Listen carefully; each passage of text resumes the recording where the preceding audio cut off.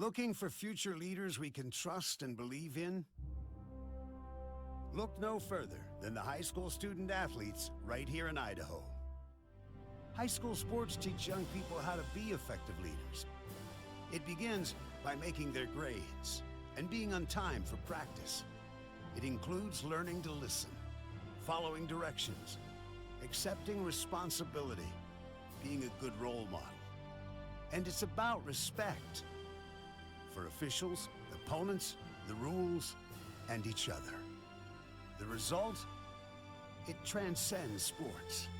It gives us hope for the future. High school sports. There's so much more than just a game.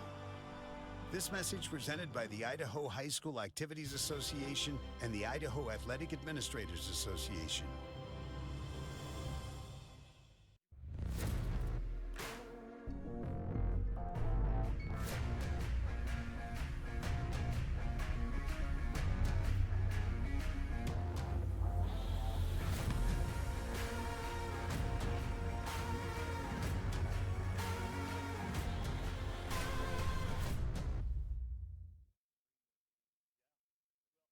I am Kevin, and I'm from Idaho Falls. It's important for the disabled to be vaccinated because of COVID.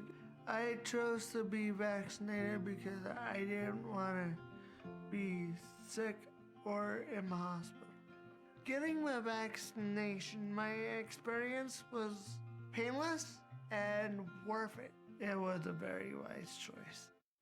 Dear Freedom, here's to more miles driven, more dollars saved, and more electrified vehicles than any other brand. Yours, Toyota Hybrids. Toyota, let's go places. As Idahoans, we're not afraid to take risks.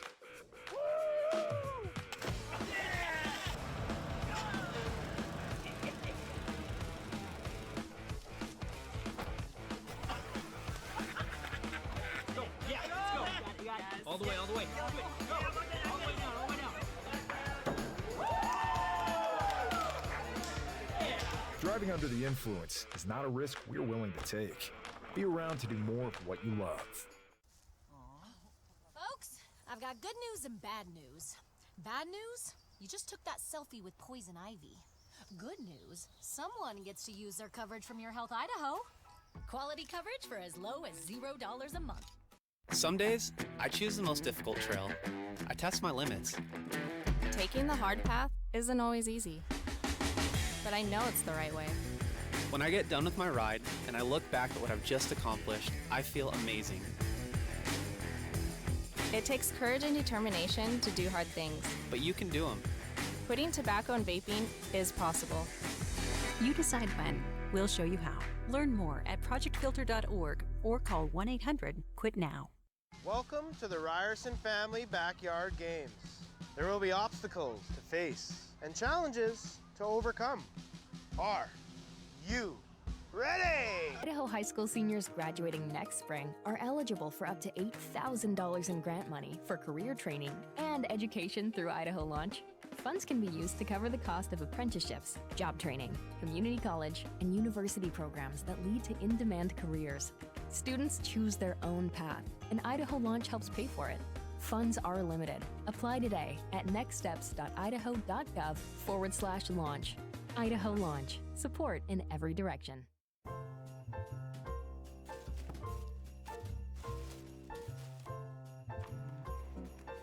This is not what I asked for. Once again, we have contributed to your ideal college savings program. Love, Grandma and Grandpa. Give the gift of college savings this holiday season with Ideal, Idaho's 529 college savings program. Eventually, they'll appreciate it. I love it. Thank you. College costs money.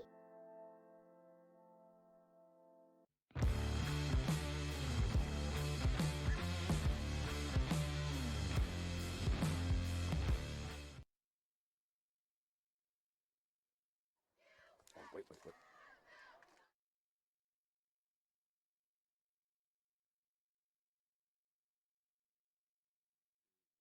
Pocatello on the toss. Welcome into this IdahoSports.com GameStreams production of the 2023 Idaho High School Football Playoffs, presented by the Idaho Transportation Department and IDIL, Idaho's college savings program. Additional coverage on IdahoSports.com is presented by Project Filter, the Idaho Department of Health and Welfare, Valley-wide Cooperative, Next Steps Idaho, Your Health Idaho, and of course your local Toyota dealer. Tonight we come to you live from Lookout Field, the home of the Pocatello Thunder, where the Sandpoint Bulldogs will take on Pocatello. They've come all the way down. It's about an 8 or 9 hour drive by bus, if not a little bit more. Talked to one of their coaches here who said it rained almost all the way down, coming down. My name's Lance Taylor.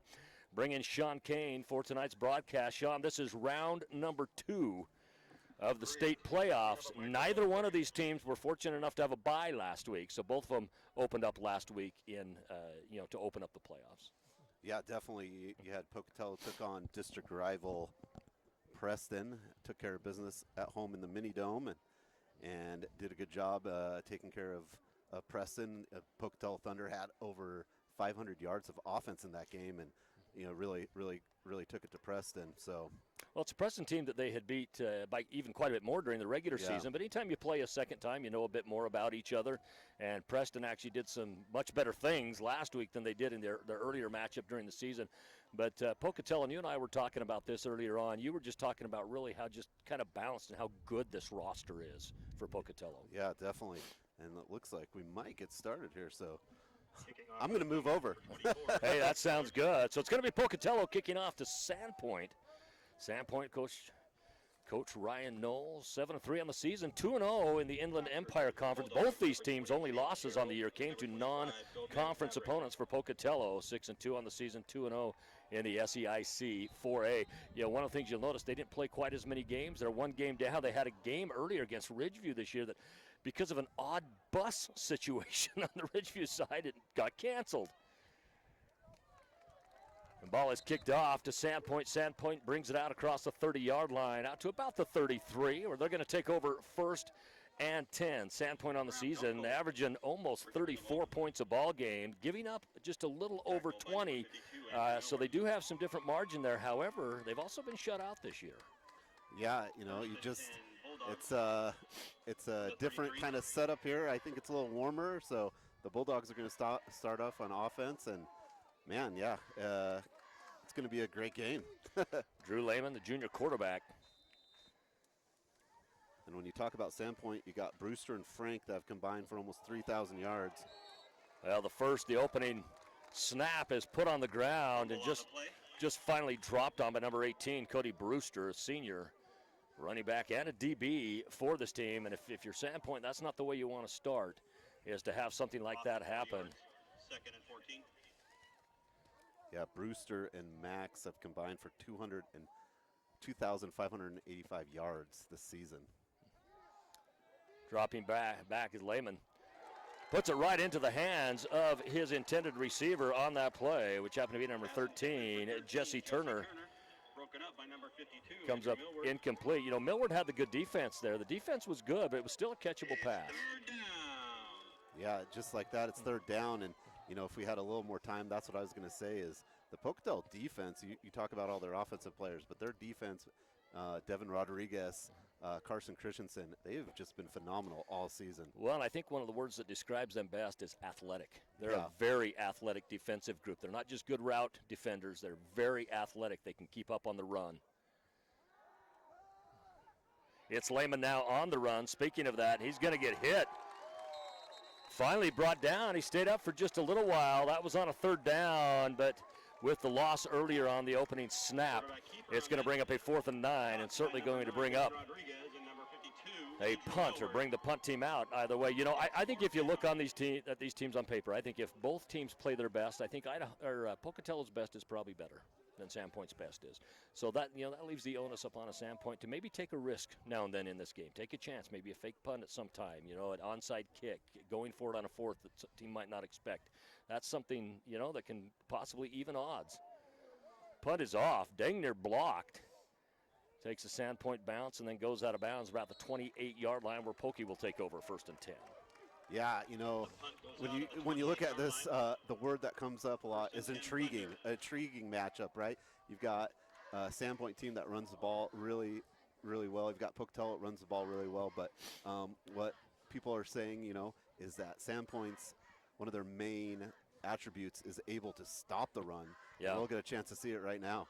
Well, Echo Hawk is a very shifty runner. In fact, one of the keys to victory that I put is they've got to meet Echo Hawk at the line. Because if Echo Hawk gets into the secondary, that is an extremely tough defensive assignment. Yes. Ball comes out on the side. It's going to be run out and finally out of bounds across the 30-yard line. That's number 10, Hunter May. Of course, Hunter May last year played quarterback in the season. Contreras was injured. Yeah, and the last time me and Lance were here, it was Pocatello versus Highland. And since then, Pocatello's changed their offense a little bit. They use a little more of the short passing game and then hit you with an uppercut with that run. Yeah, they've implemented a number of screen passes this year as well. Now out over the 35-yard line. It's going to bring up a third. And about 3 yards on the play. This year, Contreras, 149 passing yards per game. He's got 10 TDs. Also has 5 interceptions, and a lot of those came earlier on in the season. We saw 2 in one game, one of them for a pick six that you and I had here against Highland. And that might be kind of why they've shortened up their offense. In fact, we talked about that in that game, and they made a good comeback in the second half. And in fact, if there would have been one more quarter in that game, they would have probably pulled it off. And they had kind of shortened up their game a bit to do that. Contreras in the backfield. He's got blockers there. He's got his man. It's out good. That's the number 21, Parker Smith. Parker Smith will pick up the first down. Number 21, Parker Smith on the reception. Tackled by number 10, Van Lee. That's enough for a Pocatello Thunder. Yeah, and it looks to be like this game could be a very close game, right? It could come down to a few points. And, Pocatello, they've been in a lot of close games this year. They've got that experience. They do. Pocatello they're averaging 25.8 points a game, so basically 29 points a game. They've played a tough schedule. They've played a lot of good teams on their schedule. They're giving up almost 14 points a game. However, both games that they lost, they scored less than 20 points. And so that's kind of something to think about. One of the keys possibly for Sandpoint is to, keep Pocatello under 20 points, and you give yourself a good chance to win this ball game. Echo Hawk brings it out for about a 2-yard gain, and that's you look at both these lines. Both these lines have some decent size on the lines. I'm looking at Sandpoint right there, and they don't list the weight stats on their roster, but they're a pretty good sized team. But you know what? So is Pocatello. Yeah. The Thunder, what they lack in maybe that weight, they make up in being athletic and moving. They have good speed down in between the tackles. Pass goes out to the side. A great pass on a frozen rope out to Alex Wynn. Alex Wynn will pick up some positive yards on the play, just short of the first down marker by about, we'll call it a long two, short 3 remaining on this.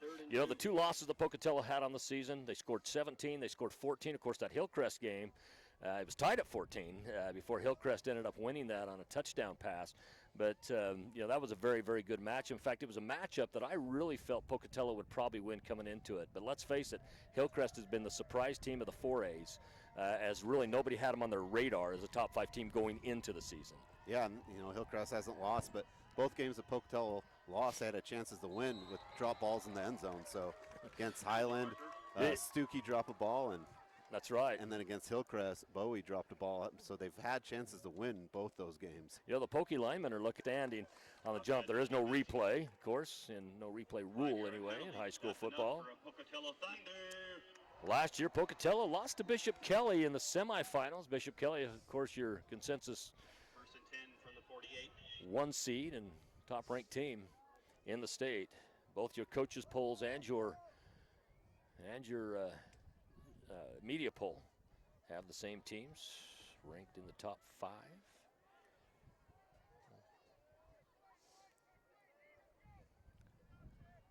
Twins right, single left. 1 in the backfield. The pitch comes out for Sandpoint is to not let Echo Hawk get into your secondary.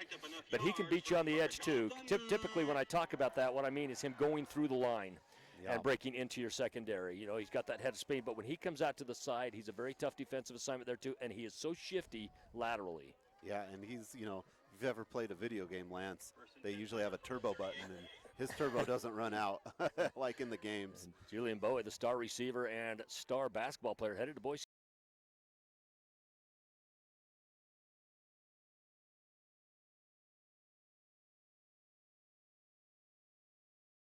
Bowie in a set there that had they've chose to pass it, he would have had one-on-one coverage there, and that's a pretty good odds if you're Pocatello being able to throw it to Bowie one-on-one.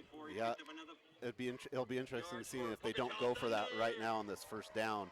If Sandpoint leaves that in single coverage for Bowie, this is kind of in that range where the Contreras Bowie can connect really easily. Well, and he's a deep threat. That's one of the things that he can give you. He's got that speed. Didn't play last year.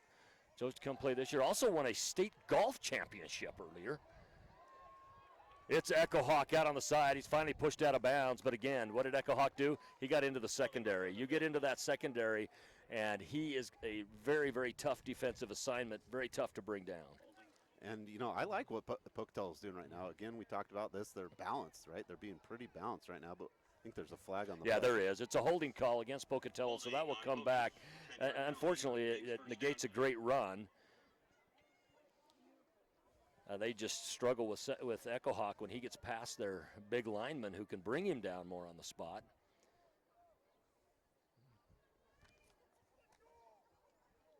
And you know what that does when the Thunder are able to get that run going early? It opens up those down the yard passes for Bowie or Wynn. Echo Hawks averaging a little over 100 yards per game, about 101 to be exact. Pass goes down, is incomplete to Julian Bowie from Contreras. You know what? I like that though. I like that call. You were first and basically 20, and I really like that call to try to get some of those yards back. Do it in a one-on-one situation, like they had with Bowie, but you just got to be accurate.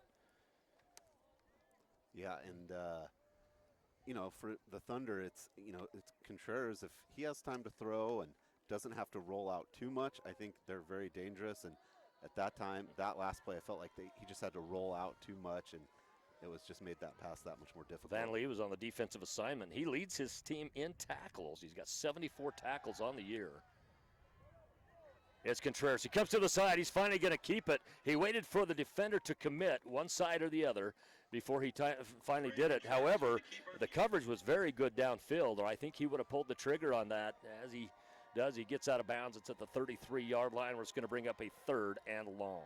Yeah, and Sandpoint has 12 interceptions on the season, so a Sandpoint defense that's very familiar with getting interceptions. So they are. In fact, both of these teams, here's an interesting stat. Both of these teams have more interceptions on the year than they do sacks. Neither one of these teams are big sack teams. 8 sacks to, actually 7 sacks as a team for Pocatello, only 10 sacks as a team from Sandpoint. That's throughout the entire year. You figure with an extra game that got canceled, that Pokey would probably have 1 or 2 more than that. But in the backfield, they're sure going for it. But Contreras gets out, gets it down to his receiver. They're going to say he was out of bounds. It was a fantastic catch by Julian Bowie over on the far sideline. It was just led too far. Actually, I don't think that was Bowie. I think that ended up being number 4, Alex Wynn. Yep, Alex Wynn there, but what a catch, just out of bounds. And Contreras scrambled all over and able to find the receiver. Could have been sacked 2 or 3 times by Sandpoint. You know, this area here it's kind of that no man's land. It's kind of a good go-for-it range. Or you can punt it, but you might, if it doesn't go into the end zone and come out to the 20, you might give up yards that come right back to where you are anyway. Punt is up. It's going to go near the sideline. It's going to bounce down inside the 10, and they're unable to get it. Having a great shot at it was Carl West, number 17, but he was unable to grab it. Otherwise, they could have had that possession start for Sandpoint inside the 2-yard line. And, the field here, Lookout Credit Union Field, the turf is beautiful, but what I've noticed over the course of the year, the ball just takes interesting bounces off that turf. That ball could have bounced out of bounds, could have went, down the middle, but into the end zone. Gateway Park in Idaho Falls is bringing the mountain to town this winter season. Gateway Parks is a new tubing hill in Idaho Falls located right by Ryder Park on Sunnyside Road close to the freeway. It snows every day at Gateway Park. Great for families, kids, youth groups. Everyone will have a fun time at Eastern Idaho's newest tubing adventure. And they've got one out in the Boise area, got one down in Utah as well. And finally bringing it here to East Idaho. Run out to the side, nothing going. Tackle by number 6. As Frank Max was on the carry. Loss of about a yard. Second down. You know, you look at the rushing leaders. You got Brewster and you got Max. Brewster, 107 yards per game. He's got 10 touchdowns. Max Frank, he's about 60 yards per game as well. But when it comes to reception leader, Max Frank has got about 84 yards per game. 7 touchdowns on the season. Lehman passes it out of the backfield. Great defensive assignment. And maybe back to the line of scrimmage they go. Ended up getting that out to Frank. Boy, Stuckey with a fantastic ankle tackle and no gain on the play. It brings up 3rd and 11. And now twice in a row on both their possessions, it's 3rd and long. Last time Lehman ran it on a 3rd and long. It was a designed run. Now he goes across the middle. They're going to pick up a first down, barring a penalty. I don't see a flag. Therefore, they will pick it up. This time goes out to number 13, Jesse Turner.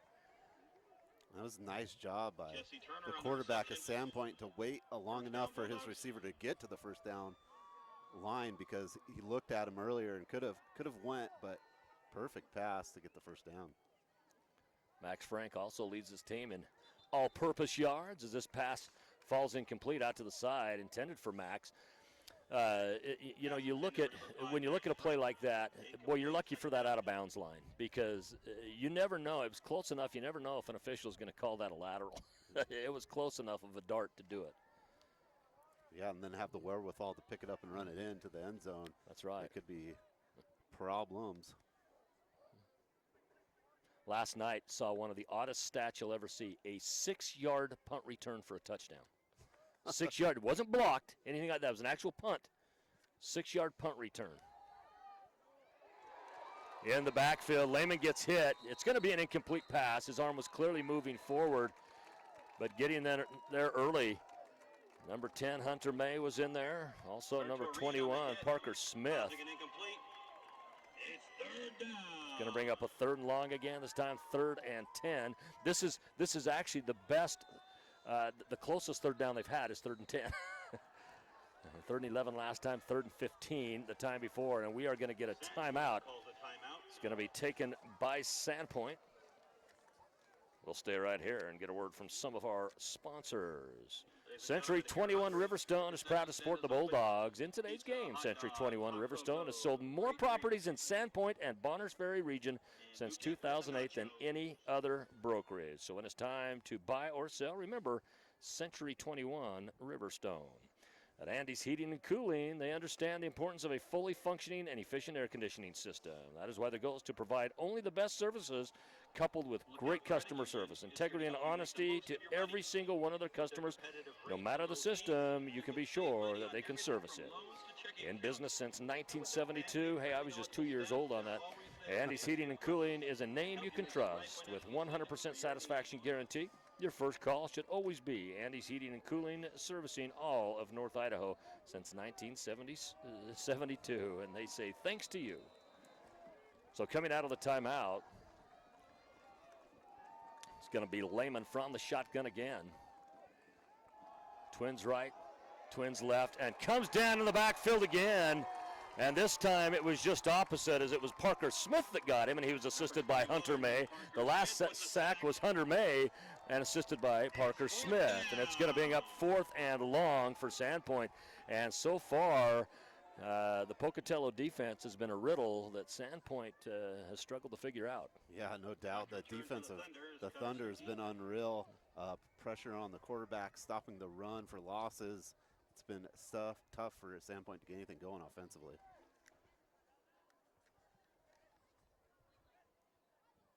It's going to be Graham Dunkel punting. And this is blocked. It goes back and through the end zone. Pardon me, the punter on the play was Jordan Tyler. It's a punt that goes back through the end zone and out of bounds. It's going to result in a safety. Now, interesting enough, they haven't signaled that yet. They haven't. It should. I was going to say there should be absolutely no question about that, whether it is or not. So now they got the safety, and Sandpoint will have to drop kick to Pocatello. At Super One Foods, compromise is not an option. We set the standard. Number one, we have lower prices. And number two, we make your dollar stretch further. Visit any Super One Foods in Rastrom, Hayden, Coeur d'Alene, Post Falls, and Sandpoint, or Bonners Ferry, and you'll see we set the standard. And they say go Bulldogs. I actually stopped in the one in Rathdrum. Went up there earlier this year. Went up to do a game. Sugar Salem at Timberlake. Interestingly enough, those two teams meet tomorrow, this time in southern Idaho, second round of the playoffs.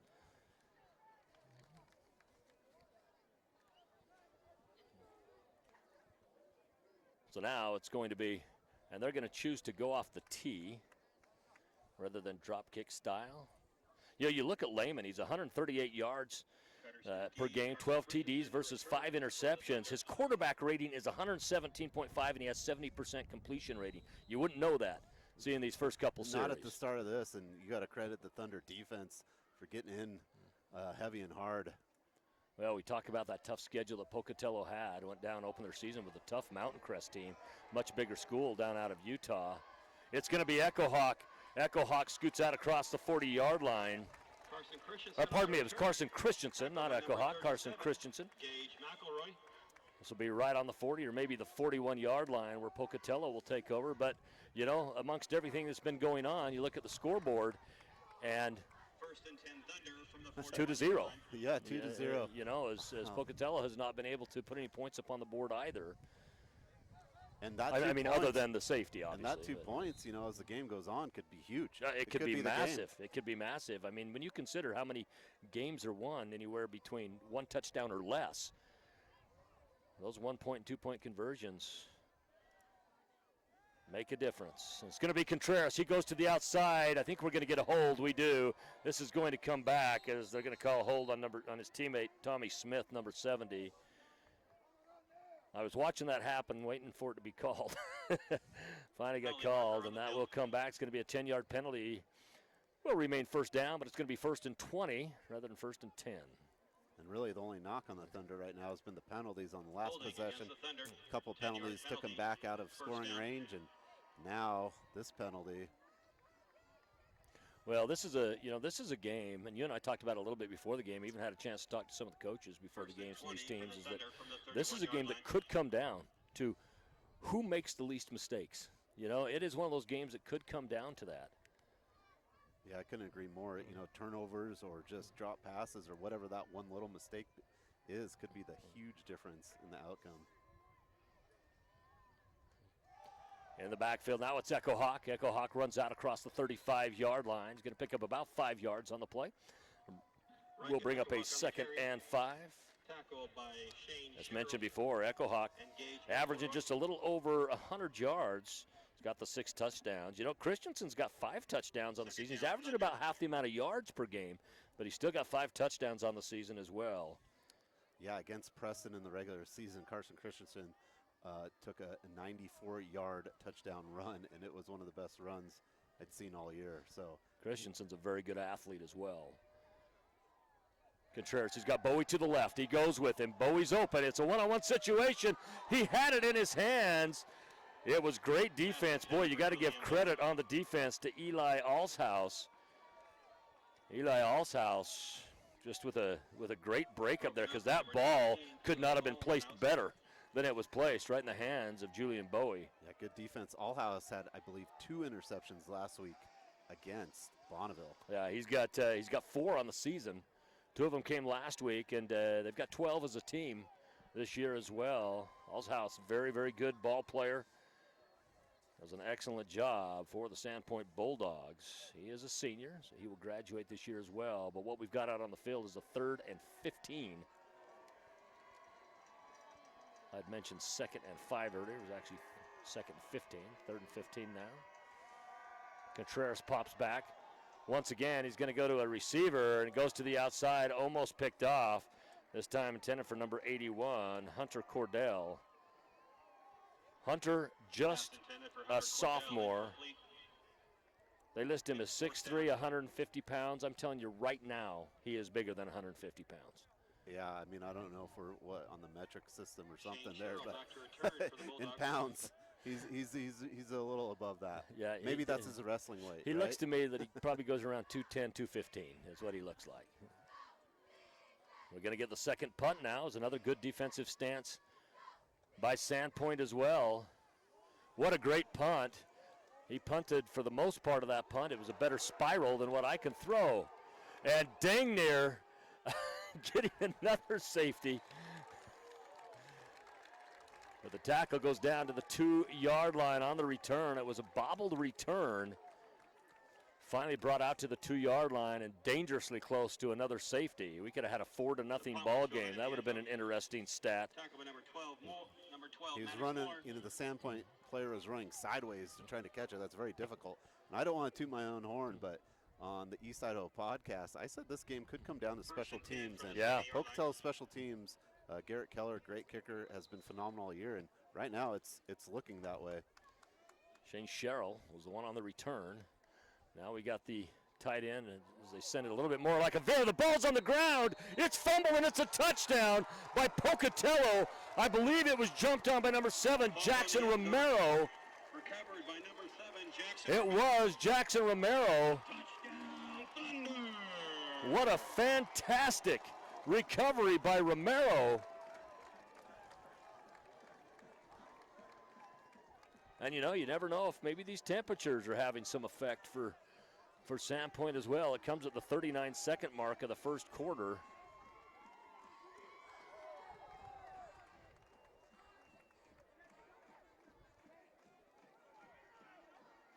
Yeah, and just, great punt leads to a defensive fumble recovery for a touchdown. So right now Pocatello's defense is really, winning this game for them. Well, right now we have no offensive points up on the board.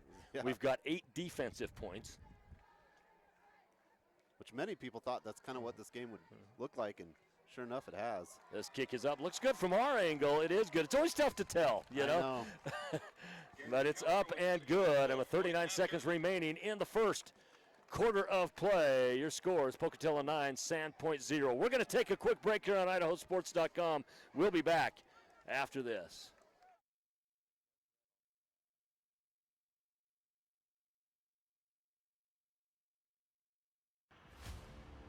Do you show your Vandal pride? Dave sure does. He proudly dons the silver and gold when he's at work, mowing the yard, and especially on game day. Hey, can we get 3 tacos? I got this. Where did you get that? You don't have a Vandals debit card? Don't worry, Dave. You can get your Vandal debit card by visiting p1fcu.org/govandal. Go Vandals! Garrett Keller to kick for the Thunder. We're back now for the Pocatello Thunder to kick off again. 9-0 is your score. Pocatello on top. Those are all defensive points. A safety followed by a touchdown and a converted extra point. Looked like we're going to get a fake reverse out here, and we're going to have some good field position for Sandpoint.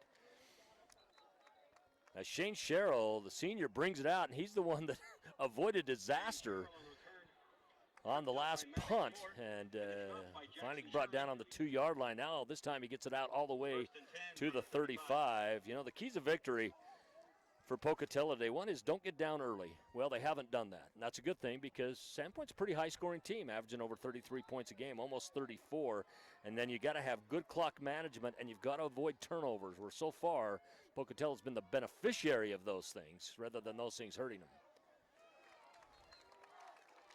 The run on the play is Brewster. Brewster about 5 yards on the play. Finally brought down that time by number 52, Andrew Millward. 6 foot, 200-pound senior. From the shotgun, trips right, single left, one in the backfield.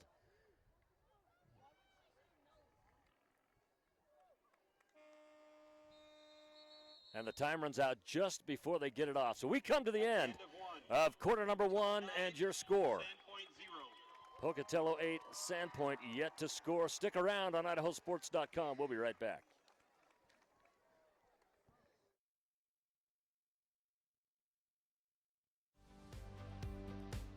an Idaho-based credit union is leading the way in community initiatives and charitable partnerships.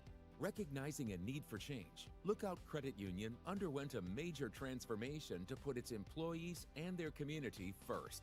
Through 2 strong initiatives, Lookout Credit Union is ensuring a brighter future for its community. To find out more, visit www.lookoutcu.com.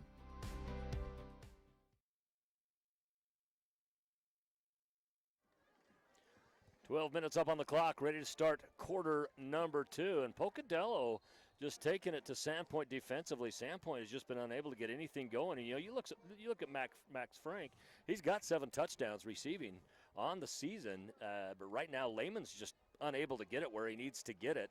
They've gone with that spread offense, but each time they've run the spread, either they've gone out to the far side for it and hope for some blocking out there, or they've chose to run it up the middle instead.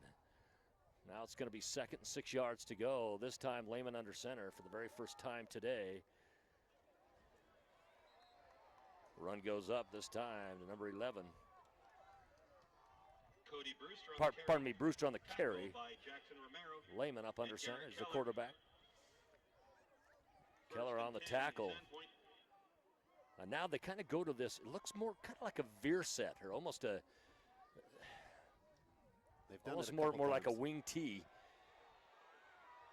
And now all the way up the middle on a fantastic run. It's number 5, Max Frank. Max Frank gets down inside the 25 to about the 21, maybe the 22, or it'll be 1st and 10 Sandpoint. Biggest play of the day for Sandpoint. It becomes under the legs of Frank. 1st and 10 from the 22. Yeah, they set up in kind of that heavy run formation, right? And Pocatello's been on it all game until just the last couple plays and finding a little bit of room. And Frank almost could have broke that one free. Well, on the traditional runs up the middle, they've had a hard time picking up yardage. This time again, it goes to Brewster. Brewster will get down to about the 16-yard line. 5-yard gain on the play will bring up a 2nd and 5. It's Brewster and Frank are your two runners that really do the most for this Bulldog team. A nice tackle by number 9, Devin Rodriguez of Pocatello. He's their linebacker, defensive leader. Just a great player, and his name will be called a lot. Yeah. Brewster's averaging about 107 yards per game, about 60 yards a game for Frank on the ground. Up under center again, and this time Lehman goes out to block, and it's going to be Frank. Frank with the carry, picks up a couple more yards on the play. It's going to bring up a 3rd and 3, long 2, short 3. Ended up being a pretty decent night for us here, Sean. Earlier on, as you looked earlier in the week, the weather forecast was not looking favorable as they get up and they do go to kind of the what's been affectionately termed this year the tush push. We are going to get a penalty flag as well. And I'm not sure what this is. You can only imagine on something like that, it's probably not going to be a hole. I'd probably imagine maybe something like a face mask or something that they could see. Or illegal hands to the face. And for a play like that, it came in kind of late. You know what I mean? It did. Is it a chop block?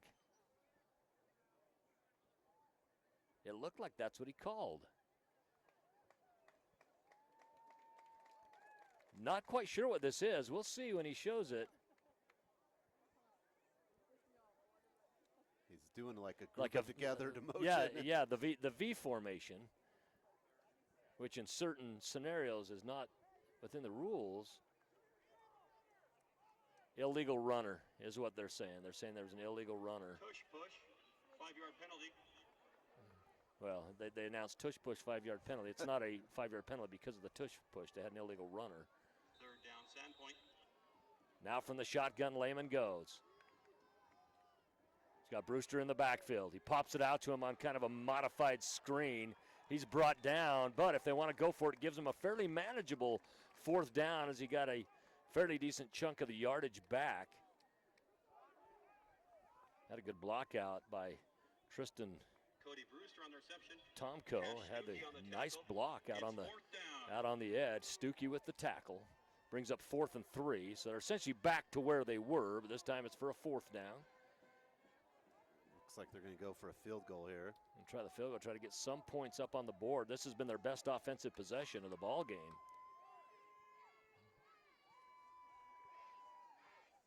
This kick is up. It's not a long one, but it looks to go through. It does. Kick was up and good. That by number 44, Reed Bradburn. And it comes in the second quarter at the 9:21 mark. And just what you had on your bingo card, 9-3. Oh boy, I'll tell you what, this is it's an interesting score. That is for sure. Don't forget, folks, coming up at halftime, you're going to want to stick around as we get a word from our sponsors, and then we'll come back and we'll talk a little bit about Idaho Launch.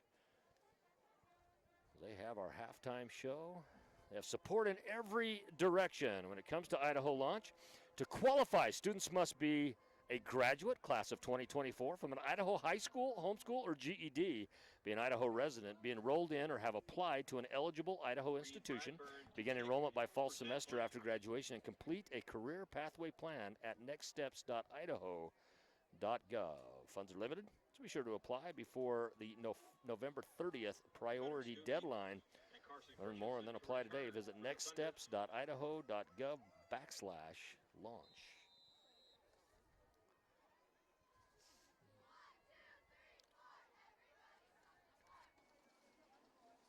So it'll be Bradburn kicking off as well.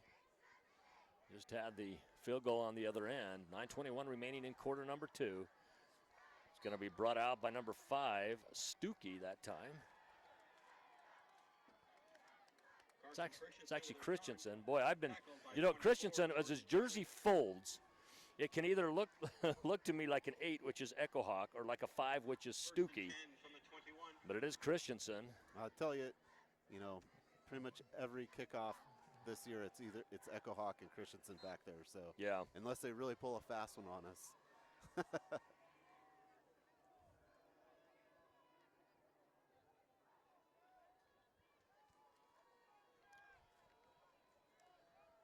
From the shotgun, 2 in the backfield. 1 man in motion. That man is May.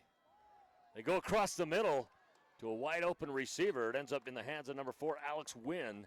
Alex Wynn's going to pick up 7 yards on the play and bring up a 2nd and 3. I really like that. They drew one of the outside linebackers over on the motion with Hunter May. Left wide open. In the middle was Wynn. Hurry up set this time. It's Echo Hawk. Echo Hawk gets hit and brought down for a loss of about a yard on the play. Will result in a 3rd and 4. And we've talked quite a bit about the Pocatello defense, which has been stellar tonight. They put 9 points up on the board. But the Sandpoint defense has done an excellent job as well. They're very stingy on that defensive front line. Yeah, for some punts. Great in coverage. What I've been impressed with Sandpoint is their DBs in coverage against, there's so many weapons for the Thunder. The Sandpoint defense has been great. Trips right again. They come out to the side. Blockers ahead of their man, but he's finally brought down. It was number 11, Wilkinson. Ty Wilkinson on the reception, tackle by number 20, Shane Sherrill. Brought down by Shane Sherrill, number 20. That's a big size mismatch. Wilkerson, 6'5", I don't know, 300 pounds. Yeah, the transfer led to a good ankle tackle, though, and then Sherrill runs right back so that he can get the return. Punt is up again. The punts have been pretty good today, with the exception, obviously, of the blocked one, but this one takes a favorable Sandpoint bounce and goes to about the 47-yard line, where taking over will be Sandpoint, 1st and 10. We still got 7:33 remaining in the first half of play. 9-3. This is not what you would call at this point a track meet. No. And just coming into this game, if you look at the numbers, you look how both teams play, you had a feeling, that it would be close and low scoring, and it's been just that. Certainly has.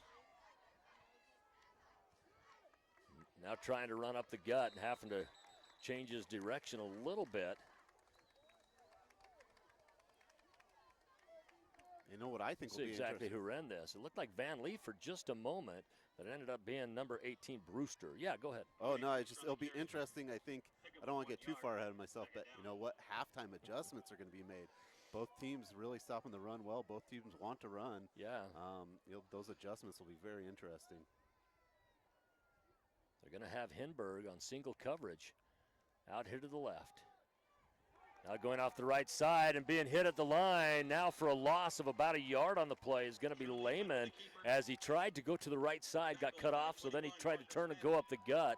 Defenders there waiting for him, and it's going to bring up a 3rd and 11, a very familiar position offensively for Sandpoint. They did have a good drive last time, ended up with a field goal, so they got some points out of it. But other than that, they've ended up with like 3rd and 15, 3rd and 11, 3rd and 10. It's been very difficult for them to get a lot going. Yeah, I mean, the key for the game for both teams will be to convert some 3rd downs. From the shotgun we go. Lehman. He's going to have a receiver open in the middle. Chooses to go to the side instead. Overthrows his receiver intended for Williams. And Williams was open. Had he have laid it right to him. And this is going to bring up a 4th and 11 and a short punt. And if you are Sandpoint, you got to be careful on this punt. They've already blocked one that ended up in the end zone for a safety, through the end zone for a safety. One was nearly blocked in the first quarter. That's right. Yeah, nothing's been easy for the punt game for Sandpoint today. It's a high snap, and this one's blocked. It's grabbed out of the air. It did go about 20 yards. It was blocked, and we got 2 defenders as well as the punter down on the field. It won't be roughing the punter or anything like that because it was blocked.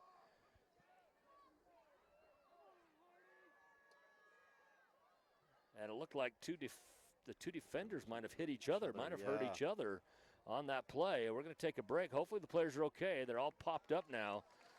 The defender that seemed to get it the worst was Devin Rodriguez, who pops up off the turf now. But he laid there a bit, and the penalty flag was picked up because it was blocked. Yep, Devin Rodriguez, and he's tough as nails, so I tell you what, whatever happened, it wasn't good. It stung. Yeah. 42-yard line now, good field position, best starting field position of the day thus far for the Pocatello Thunder. Those of you, if you're logging in, listening to this game, and you've heard the Thunder for the first time, of course they were formerly the Pocatello Indians, now the Pocatello Thunder. I really like they've done with the mascot, you know. Of course, this is Thunder, not the Thunder and Lightning Thunder. This is Thunder as in a stampeding buffalo herd. Yeah, Thunder. The bison. The bison.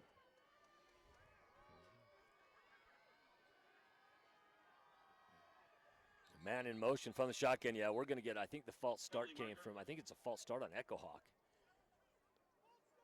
Yeah, that was Echo Hawk. As soon as the man went in motion, Echo Hawk kind of jumped forward just a little bit. Caught him off. 5-yard penalty. It'll be 1st and 15 now. And, the referee, man, we've got headphones on, and we're pretty far away, and I can hear him. Yeah. He's got a good voice going. Yeah, he does. And it's not over the microphone or anything like that. It's just in the air.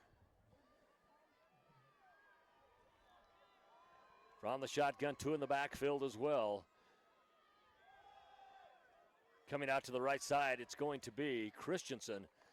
Christensen gets most of the lost yardage back, about 4.5. Well, he might have got all 5 of it back. It will be. It's going to be 2nd and 10, or we'll call it a long 10. Brought down on the tackle by Blaine Canning, defensive lineman. Canning, one of those seniors for Sandpoint. Sandpoint, if you've never seen their football stadium, Google it. It is one of the neatest high school football stadiums you will ever see. It's not a dome, but the bleachers are covered. And they have turf now. Yeah, they do. It's beautiful. It was up there a little earlier this year, and you know when you have to pull the net up on the south goalpost, otherwise a field goal will go into the. As we get a sack in the backfield, and I think this is going to be intentional grounding as well. We'll see exactly what they're going to call this. Contreras was sacked by number 88, Blaine Canning. Canning with the sack. And as we said, you know, and we've seen some good sacks in this game, and both teams are not big sack teams. They've got more interceptions than they do sacks. So it looks like they are just going to call it a simple sack. Nearly a fumble. It was close. Well, I wonder if were they going to call it a fumble? Were they going to call it an intentional grounding if he was trying to throw? You know, the thing was the whistle blew immediately. so they wouldn't have been able to return it if they had declared it a fumble. Contreras drops back. He's being pressured again in the backfield. Finally brought down again. This time he's brought down by number 5, Max Frank. We've seen 4 sacks now total in this ball game, and this Sandpoint defense is stepping up, and they right now are saving space for their offense to maybe come out and do something. Right now the offense hasn't been able to get into the end zone. They do have a field goal, but it's the defense that's really kept them in this ball game. Down 9-3, still no offensive touchdown in this game. We got 9 points of defensive score, and then a 3-point field goal. High snap here, uncontested. A nice punt. Goes down to the 40-yard line. It's going to be picked up on the run. And coming out with some return range for it is number 20, Sherrill. Shane Sherrill, he's got blockers. They finally catch him down near the 5-yard line. It'll be just inside of the 5, where it's going to be 1st and goal for the Sandpoint Bulldogs. Wow, what an incredible run. I don't know what happened there. He almost bobbled it when he caught the return, but I don't know if Pocatello thought maybe he went out of bounds or something. But I think they might have, because I saw a whole bunch of players in the middle of the field just stop their pursuit. He ends up going down the sideline, and because it's not a massive fan base over on the other side, you're traveling 8 hours away, it's not massive, and so you didn't hear a lot of cheering or things like that. And I think it even caught the home fans off guard, because they weren't even yelling out, "Tackle him." Yeah, it was crazy. They're going to give it right to him. This is actually going to be Max Frank, and he gets in for a touchdown. That's our first offensive touchdown of the ball game. It comes at the 3:29 mark of quarter number 2. It's going to be a 4-yard run by Max Frank. And now we're tied up, extra point pending, as they've got a chance to take the lead here on this extra point. And hitting the field goal earlier was Reed Bradburn. He's on to attempt the extra point. They're going to do this fake run here, but I think they're going to line back up. Yeah, they are. I saw that a lot last year, but this is the first time I've seen it this year. You used to see it a lot with the old Dallas Cowboys.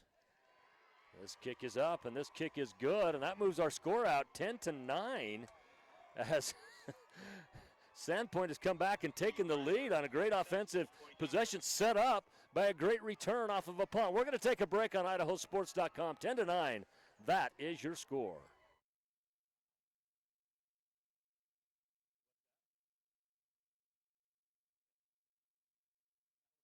I love Lookout's campus branch.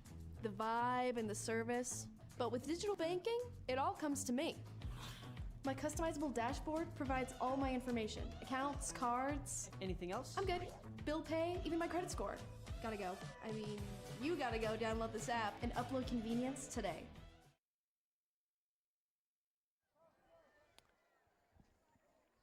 .329 remaining in the first half of play, and our first offensive touchdown is on the board. All 10 of Sandpoint's points come on the offensive end. Got a field goal and a touchdown with a converted extra point. However, Pocatello still yet to put any offensive points up on the board. They got a safety, and then they got a fumble recovery that was in the end zone when they jumped on it. But his kick is up. It's a good one. It's going to be Christensen taking it right about the half-yard line. He comes out across the 20, and it looks like it'll be about on the 20-yard line where they're going to take over 1st and 10. So whether he would have let it go into the end zone or bring it out like he did, it was going to go to the 20-yard line. And Pocatello now will try to get something started offensively as they have really struggled against this Sandpoint defense. And again, guys, this is one of those games that we looked at, and of all the second-round games through all the school size brackets, this is the one I looked at and said, guys, this is the toughest game for me to call. Yeah, it's just tough. I agree, and it's been that way still. The momentum shift a little bit here to Sandpoint. It's been all Sandpoint in the second quarter. Contreras now on the move, got sacked twice on their last possession. This time he gets his arm hit, almost intercepted. I think he was actually trying to get it to Ty Wilkinson downfield, but because his arm was hit. So this is 3 snaps in a row for Pocatello.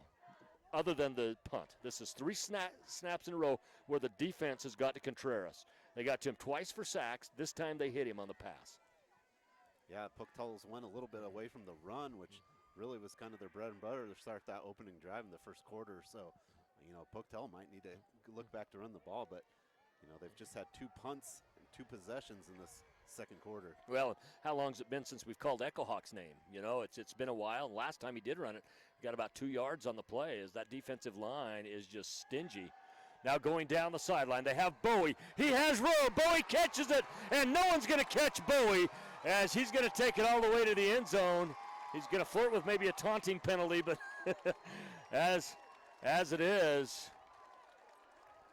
Bowie ends up with an 80-yard TD reception. Comes at the 3:05 mark. To Julian Bowie, 80 yards, touchdown. 80-yard reception. Moves the score out 15-10. Extra point pending. I wouldn't be surprised to see him go for 2 here. Julian Bowie with an 80-yard reception. The thing with Bowie is he's such a good sprinter as well that once he caught it, that's just when it's a chase down like that, and unless you've got, someone who's running about a 10.15, The only he's person going to be think tough. that maybe catch him would be Kai Callan of Highland. Yeah, Callan maybe. could. And I say maybe. Well, and from Burley. Oh, yeah. 2-point conversion is good.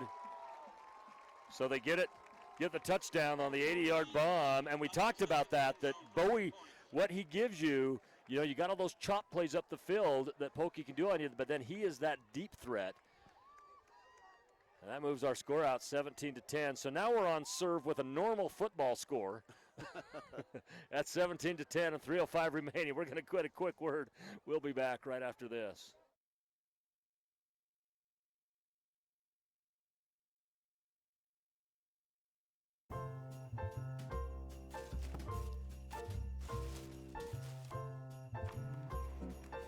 This is not what I asked for. Once again, we have contributed to your ideal college savings program. Love, Grandma and Grandpa. Give the gift of college savings this holiday season with Ideal, Idaho's 529 college savings program.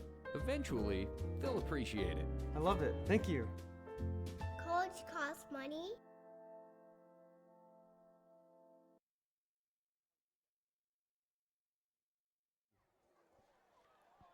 .305 remaining as in the first half as it's kicked off by Pocatello and bringing it out, being brought down at about the 11-yard line. It's going to be number 25, Maverick Gomez. He gets brought down, and they probably should have let that go into the end zone. Would have come out at least to the 20. As it is, he gets it on the 1. It's a 10-yard return because it comes out to the 11. Turner on the tackle. 2:58 exactly remaining in the first half of play. Once again, don't forget, stick around for our halftime show as Idaho Launch supports that. Idaho seniors, choose your education or training path, and Idaho Launch helps pay for your education.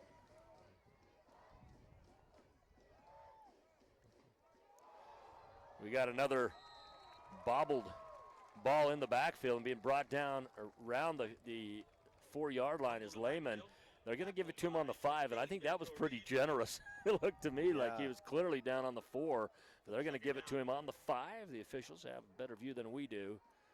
Well, we have a better upper view. Yeah, from my angle, it looked like the 3, so yeah. What do I know? From the shotgun is Lehman. Got one in the backfield. Trips right, single left. He drops back in. Flirts with a safety, but he gets the ball off. Has his receiver as they, this is interesting. They tried to get it out to Max Frank. The defense was fantastic down the field that time by number 31. It's Jonah Bruner. Just like that, it's third down again for Sandpoint. Didn't give him any room, and for Sandpoint. And not just third and forever, this is what they've run into. They don't want to punt here. They're running out of real estate to punt the ball as well. Well, especially when you consider a regular distance, they've already had 2 blocked, one of them for a recovered, went in for a safety. And coming out, it's Lehman. He steps off a couple defenders. He finally gets stood up by Christensen. You mentioned earlier, we were talking of what a defender Christensen is, and I'll tell you right now, Lehman is going to regret not having put his head down on that to take that, because Christensen just stood him up. The benefit to that play as it comes out of the end zone is that they can punt from a normal distance now, which again has been a struggle anyway. And you know, this is one of those things, they've had the high snaps. The high snaps have been there for them, and you know, that costs you about a half second. Well, a player can move a lot of different distance in a half second, especially when it comes into blocking. And they've had Sandpoint has also had a couple just, you know, I don't know if they're high or low, but just mishandled snaps on the offensive side of the ball that have cost them dearly in yardage and getting anything going offensively after they just kind of had their best kind of offensive, you know, go about off a big return and then a touchdown run. Seniors launch your career with up to $8,000 for education and training after high school with Idaho Launch.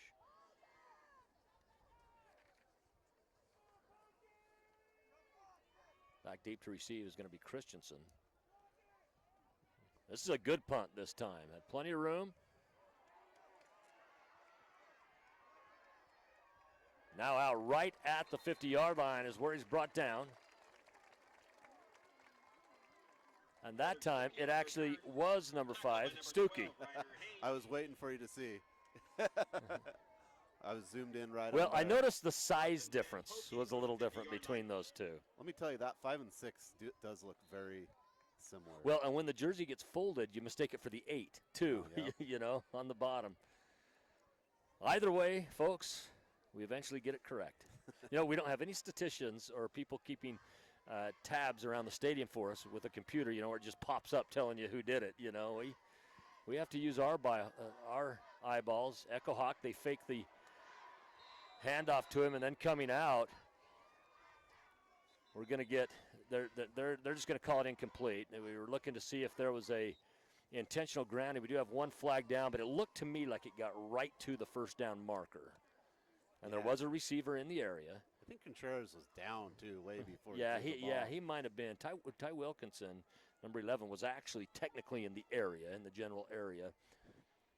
They're still going to discuss this. The flag came from the far side of the field. Initially, the head judge said, or your head referee said that it was just an incomplete pass. He pointed to the side judge first to see if it had gone at least back to the line of scrimmage.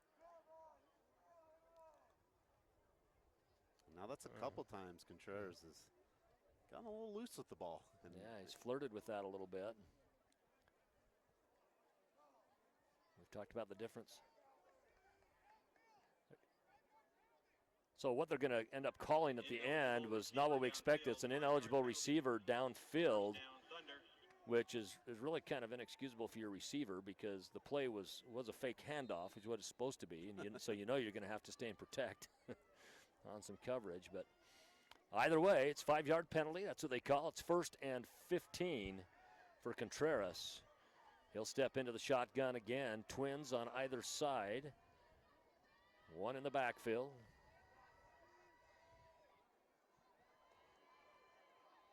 Blocking will be Echo Hawk. Contreras looks downfield. Now he's going to scoot through the defense, right through the gut.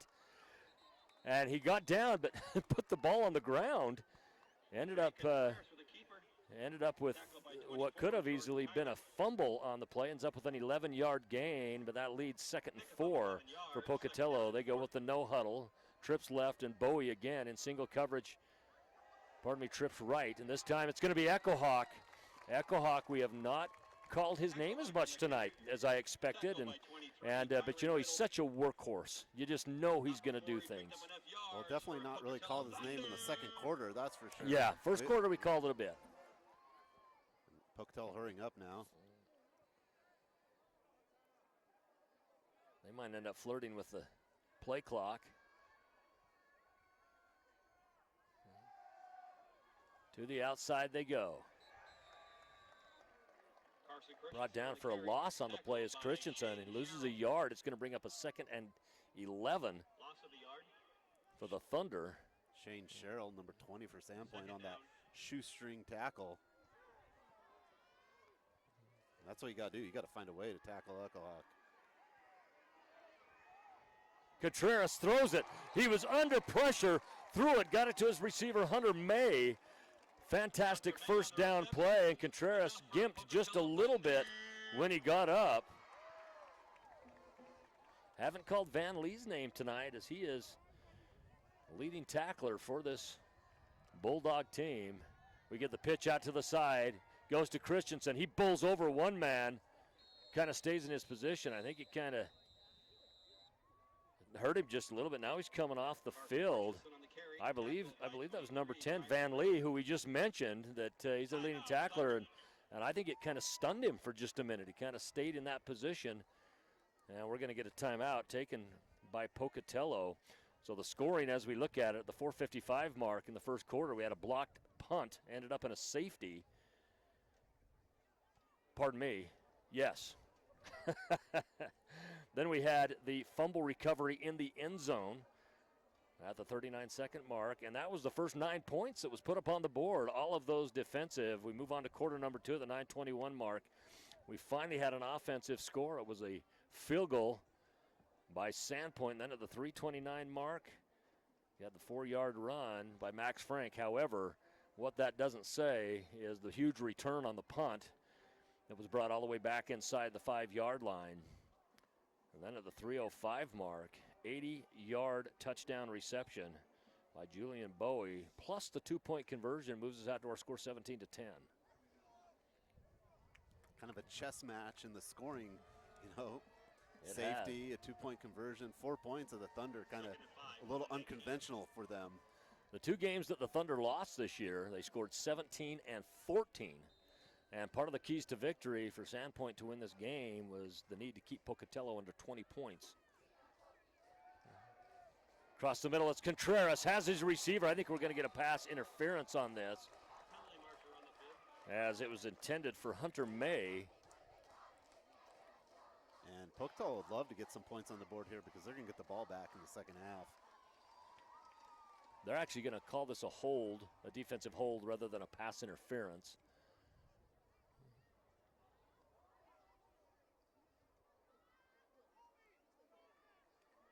Yeah, that's what they're going to do. So it ended up being the hold variety. By the time the flag got thrown, it was in the what would typically be the pass interference part of the play, yeah. but the hold had already taken place. And it was a great route by Hunter May. I mean, Hunter May would have been a touchdown if they hadn't have grabbed him. So it was probably the better of the 2 defensive options there, to give up a touchdown or simply hold him.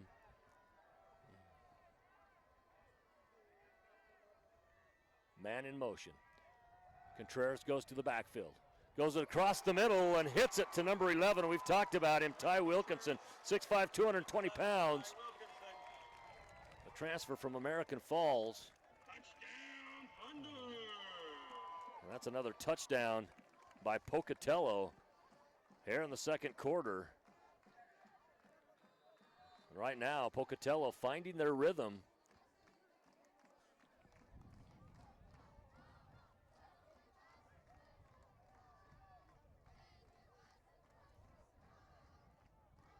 On the field to attempt the extra point. Right now, 23-10, extra point pending. This kick is up. Boy, it's high. Had plenty of arc on it. That's for dang sure, and that's good. It moves our score out 24-10. You know, one of the things that I'm proud of Contreras for, what he's done a good job of, is, you know, he had a couple rough possessions where they were getting to him in the backfield, and he was continually giving up sacks. He had 2 times that he was sacked.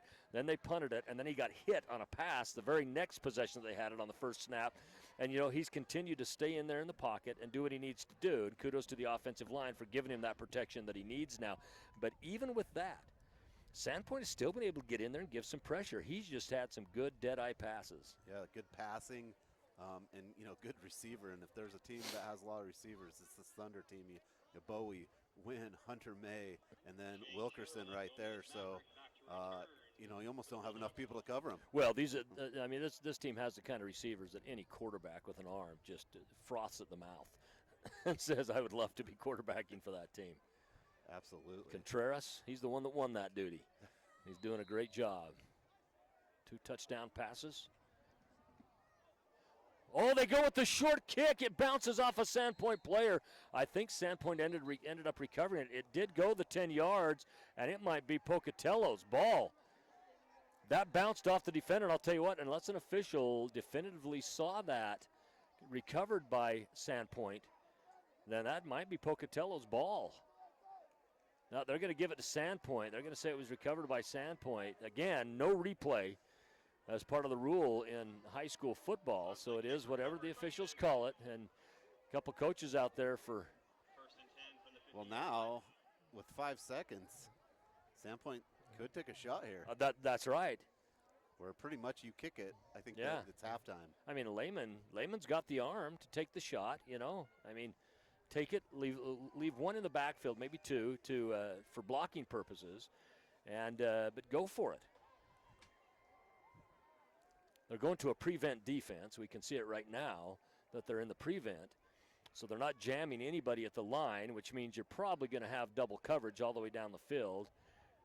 And they're only lining up with 2 eligible anyway. And they're just going to nil on it. And first half is going to come to an end. Our first half score as we go into halftime, it's Pocatello 24, Sandpoint 10. We're going to get a word from our sponsor. Be back with our halftime show in just a few.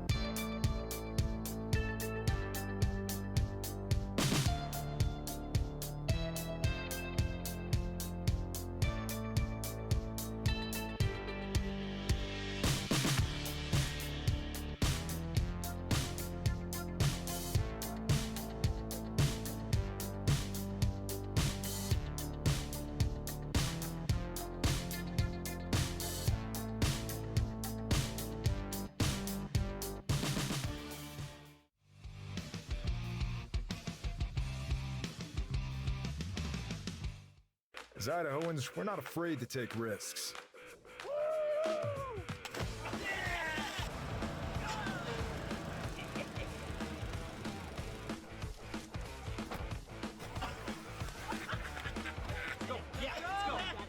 All the way, all the way. Go. All the way down, all the way down. Driving under the influence is not a risk we're willing to take. Be around to do more of what you love.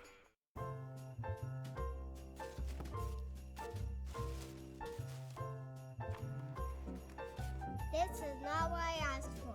Once again, we have contributed to your ideal college savings program. Love, Grandma and Grandpa. Give the gift of college savings this holiday season with Ideal, Idaho's 529 college savings program. Eventually, they'll appreciate it. I love it. Thank you. College costs money.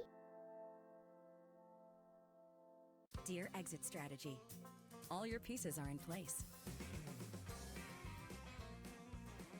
Thanks for being there when I need you most. Always Toyota SUVs. Toyota. Let's go places. I am Kevin, and I'm from Idaho Falls. It is important for the disabled to be vaccinated because of COVID.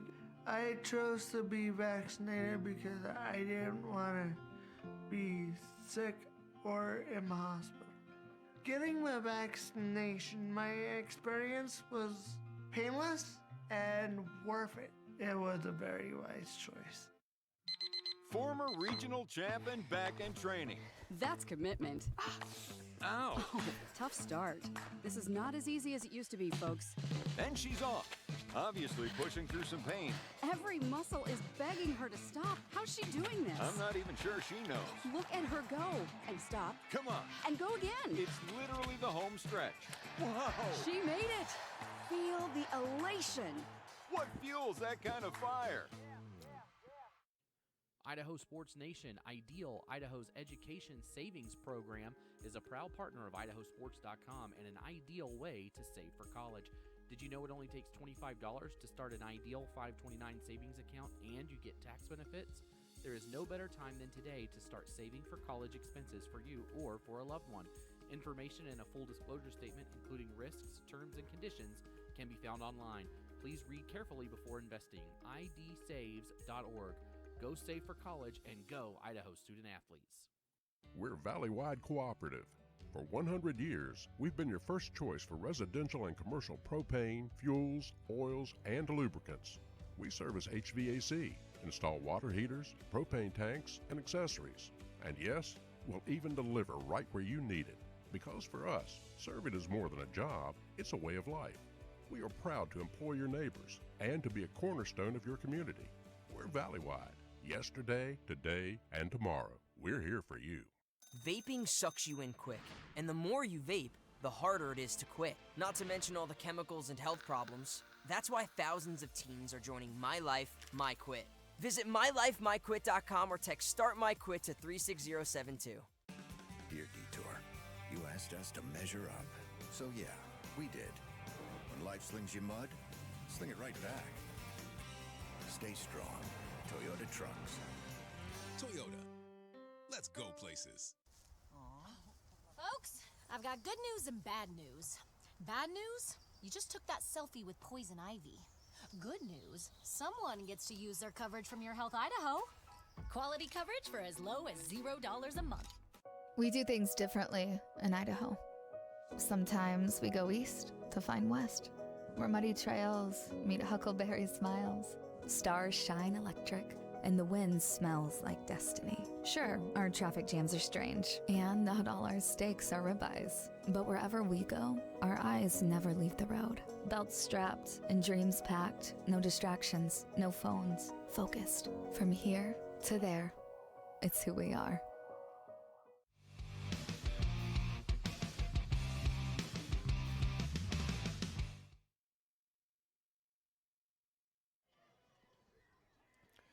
Welcome to the Idaho Launch Halftime Show. Did you know current Idaho high school seniors are eligible for up to $8,000 in grant money? Apply today.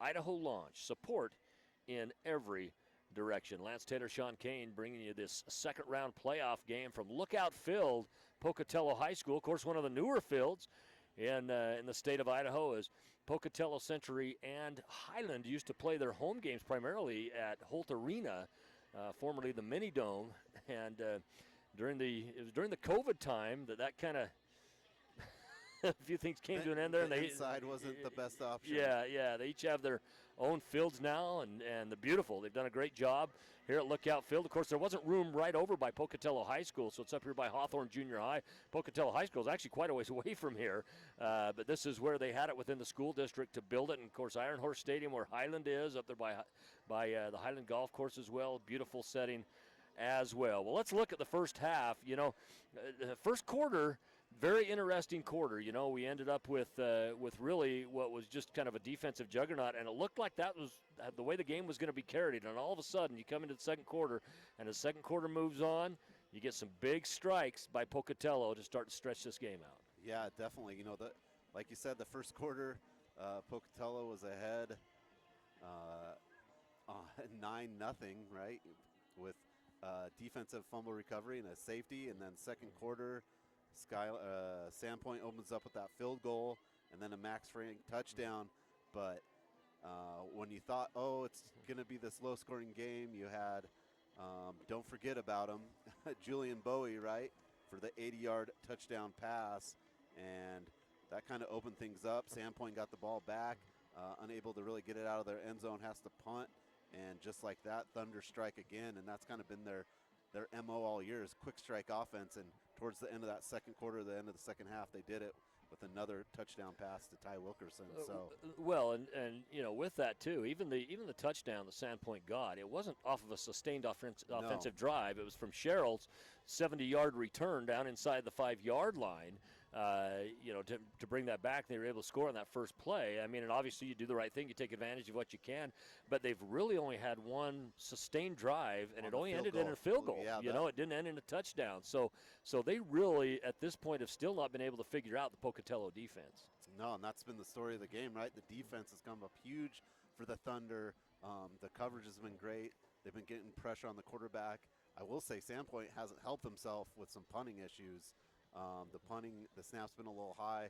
Pocatello's blocked one, got their hand on another, and then the first punt of the game nearly blocked. I'm not quite sure how it wasn't. Yeah.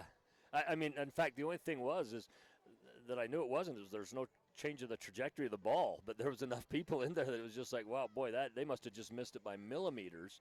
And again, those high snaps, and we mentioned it earlier in the ball game, those high snaps, that costs you a half second, sometimes a full second as a punter to get that down to where you need it. I'll tell you what, a defender can cover a lot of ground in 1 second or even a half a second. Yeah, you only need a half a second to get those arms extended, right? Get that big body up, and if you're given just enough time, you're going to be able to block it. So, yeah, Sandpoint, just not able to get those punts off and had some snap issues, too, that have caused them basically to have to punt pretty close out of their end zone. Yeah, and they haven't been snap issues that they've been able to pick up and semi-recover from it or get it out of bounds. They've just had to drop on it, and take the loss on the play. And we start to see the athleticism. We talk about how many – I don't know if there's another team in the state that has as good a overall athletes as Pocatello has at any school size. They have such tremendous athletes, and we saw that start to work itself out as the second quarter went on. We saw Bowie get some separation, and once he caught it, no one was going to chase him down. The only player in the state that I think could chase him down is Gatlin Bear, who was number 2 in the nation in the 200-yard dash, and number 4 in the nation in the 100-yard dash, runs a 10.15 100-yard dash. And so, he's really the only one that could potentially chase him down, but he's not on this field. I think that's what we need. We need a race. We need those two to race. Julian, they're both going to Boise State, right? Yeah. Maybe they need to have a hometown race for both Idaho guys at Boise State. That would be great. But, that's right.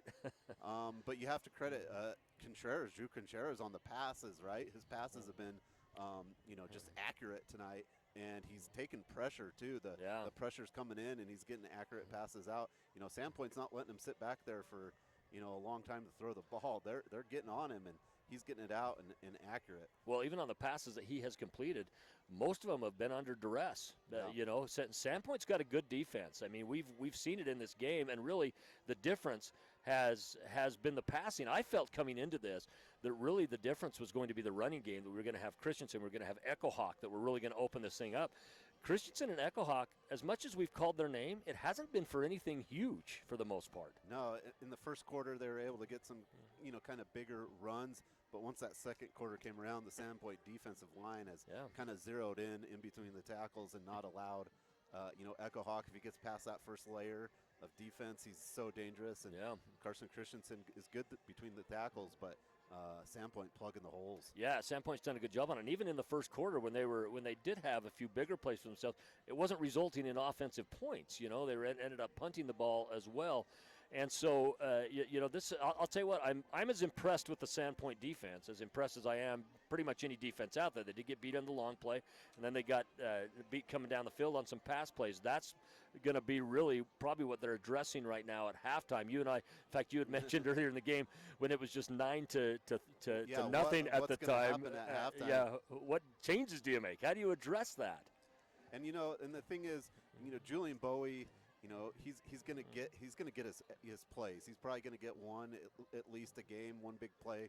And so what we talked about is if he gets that one, is that enough to beat you? If you only let Julian Bowie get that 180-yard, and then he's not a factor the rest of the game. But is that enough in a game like this? It could be. With how close it is, that could be enough. I think they're going to have to make sure that single coverage on Bowie is if it's there. Sandpoint might have a rough second half. Did you know that Idaho launches a new grant program that provides students a one-time opportunity to have 80% of the tuition and fees at an eligible institution covered, up to a maximum amount of $8,000, with approximately $70 million available for Idaho launch funding? It is possible this program to offer between 9,000 and 10,000 awards per year. We just love the fact that Idaho Launch has come on and has been our halftime sponsor as well. You know, getting back to the athletes and kind of what they've done, let's look at the keys to victory for these teams. You know, one of them for Sandpoint, I had three for them. One is hold Pocatello below 20 points, because both Pocatello's losses this year, they scored below 20. Now, they scored below 20 in some wins too, but still, their losses, they didn't score over 20 in those games. One was 17, one was 14. And then you got to meet Echo Hawk at the line, because if he gets in the open, good luck trying to take care of him. Well, they've done that. They've done that part of it. Be physical with the receivers. I think they've been physical as well. When they've got beat, it's been because of spacing, not because of physicality. Yeah. But they've also had some good breakups and stuff as well. And so they've held on to to two of those three. It's the one that is the points that has been the one that's hurt them. And as far as Pocatello goes, don't get down early, because Sandpoint is a high-scoring team. They're averaging 34 points a ball game. You know, that's a pretty high-scoring team, so you don't want to get down early. So they succeeded on that one. You got to have good clock management. Clock management hasn't been as much of an issue here because a couple of the scores came with one off a block punt, the other one off of a fumble. You know, clock management hasn't been as much of an issue. But the other one is no turnovers. You can't have turnovers. Well, Pocatello, they've done great as far as the turnovers go. They didn't get down early, and clock management really hasn't been an issue one side or the other. We might see it become an issue. Yeah, you might see it become an issue. And yeah, a key to game I thought for Pocatello was not to get down early, which they haven't.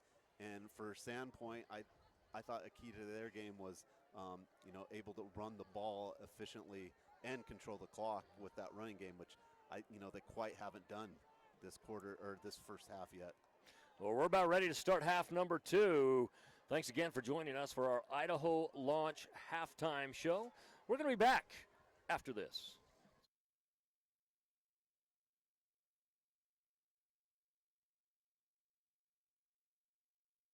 Did you know Idaho high school seniors graduating next spring are eligible for up to $8,000 in grant money for career training and education through Idaho Launch?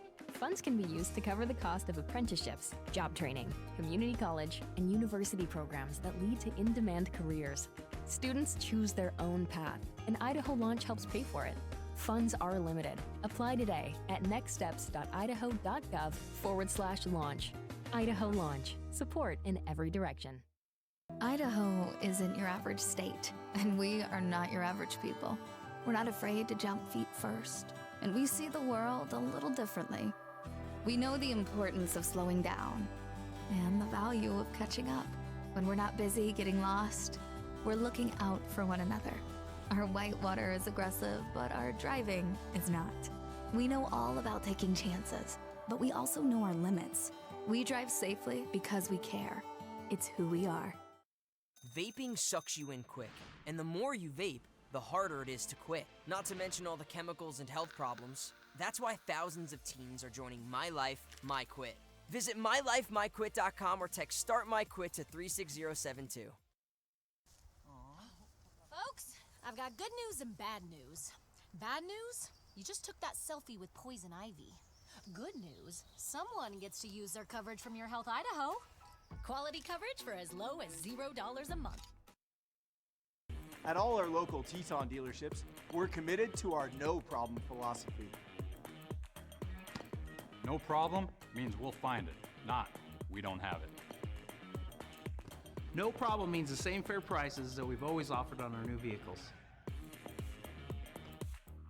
Because when you shop with us, it's always no problem to buy and service your vehicles.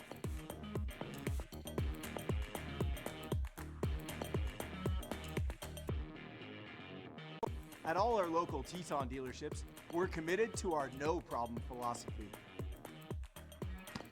No problem means we'll find it, not we don't have it. No problem means the same fair prices that we've always offered on our new vehicles. Because when you shop with us, it's always no problem to buy and service your vehicles.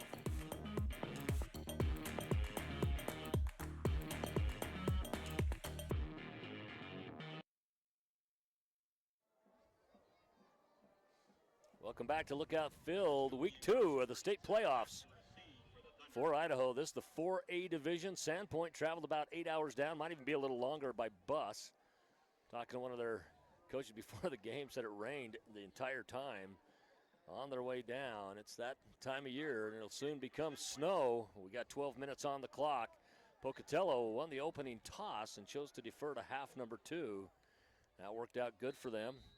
24-10, that's your score as we head into the third quarter of play.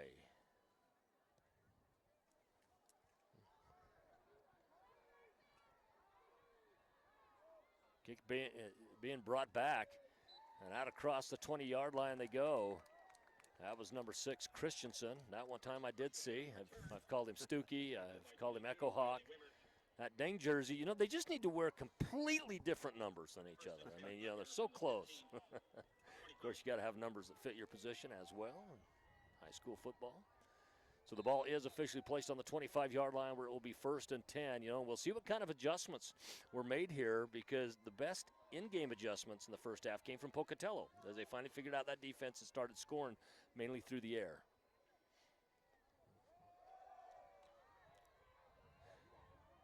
It's Echo Hawk as he runs to the outside. He's finally brought down, but not till it gets across the 30-yard line out to about the 33. It will bring up a 2nd and 2. Right now they're showing 4th down on the yard marker. It's actually going to be a 2nd 1. But they're showing 4th down on the yard marker, but they're on the down marker, like but that's not it.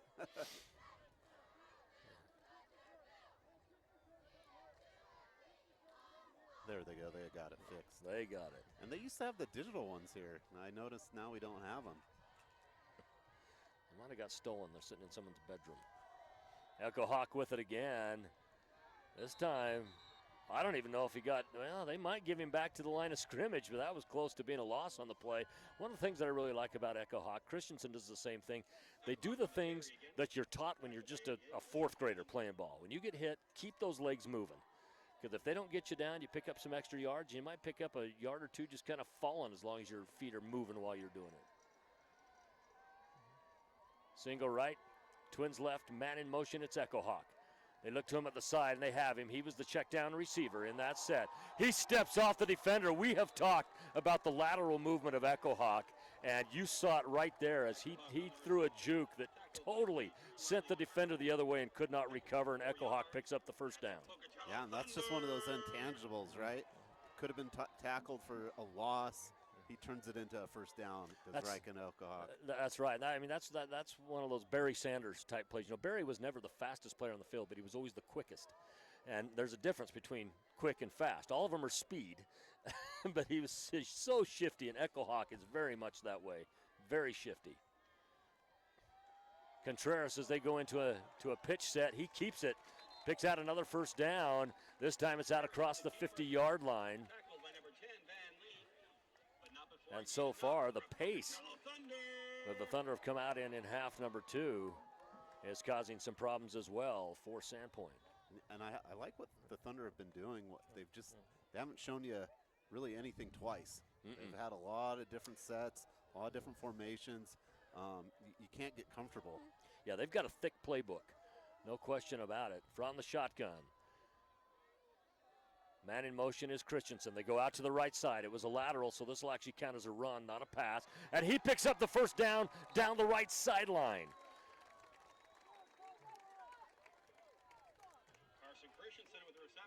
That'll go down as running yards, not passing yards, as the pass was about a yard behind. But the key isn't whether it counts for a run or for a pass. The key is whether it's effective or not, and it was effective. So in 5 plays, they've picked up 3 1st downs. Now, when you were the last team to score in the first half, that can really start the first of the nails in the coffin if you continue to do this. Echo Hawk brought down for a loss in the backfield, and it'll be about a 2-yard loss. It's going to bring up a 2nd and 12. Riddle brings him down in the backfield. Great tackle by Riddle, who didn't take him on high. He took him low, took away his ability to move those legs. Because Christensen, if you take him high, boy, he's powerful. Yeah, Christensen, once he gets a little bit of steam, he is hard to tackle. He's near the 200-pound mark at 5'10".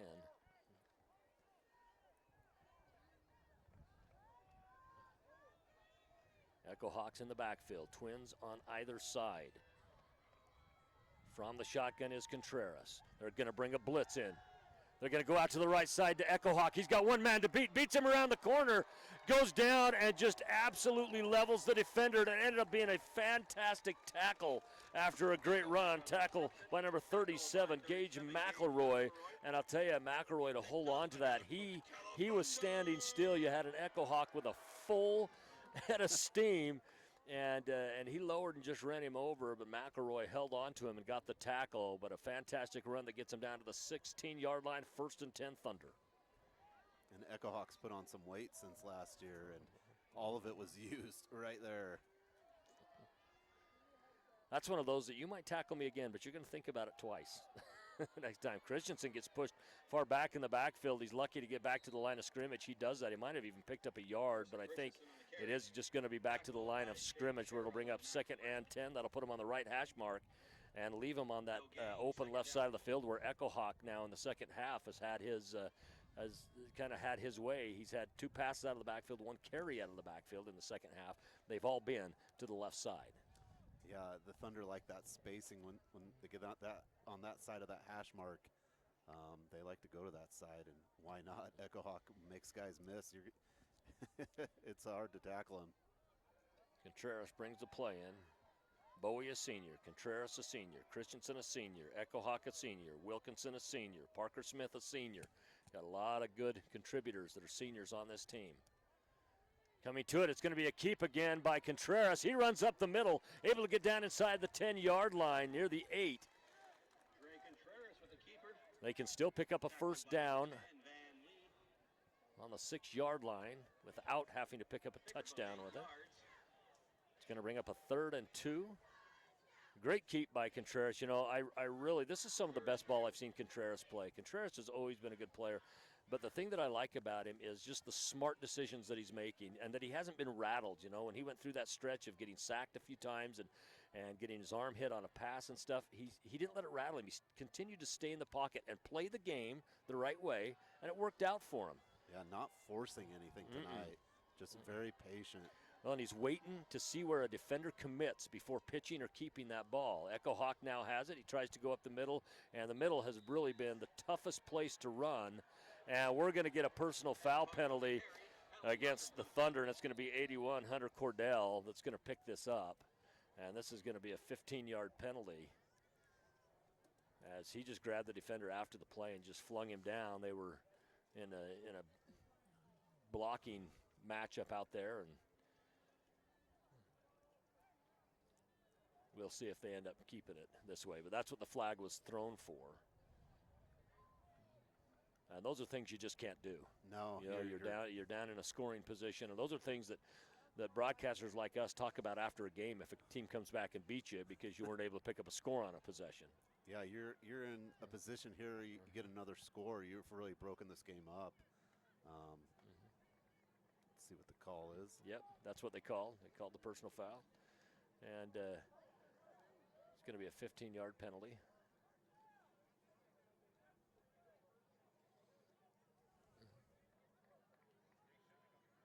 We'll see exactly where they're going to exact this from.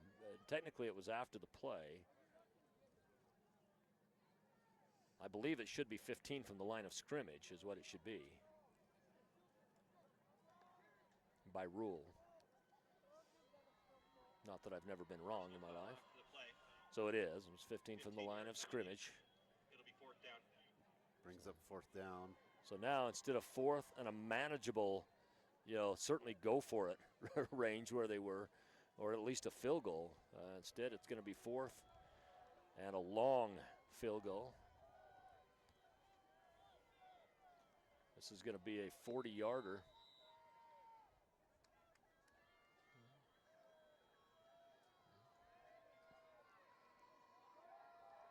Garrett Keller. Definitely in his range.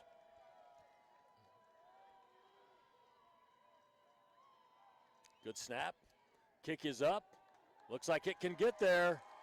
It does, and a 40-yard field goal to move the score out 27-10 at the 5:41 mark of the 3rd quarter.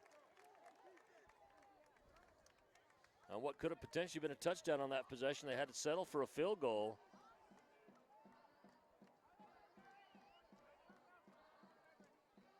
And you know what? You take the points the way you can get them. But you hate to give up a good opportunity for a touchdown as well. Those aren't always easy to come by. Gateway Park in Idaho Falls is bringing the mountain to town this winter season. Gateway Park is a new tubing hill in Idaho Falls, located right by Ryder Park on Sunnyside Road, close to the freeway. It snows every day at Gateway Park. Great for families, kids, youth groups. Everyone will have a fun time at Eastern Idaho's newest tubing adventure.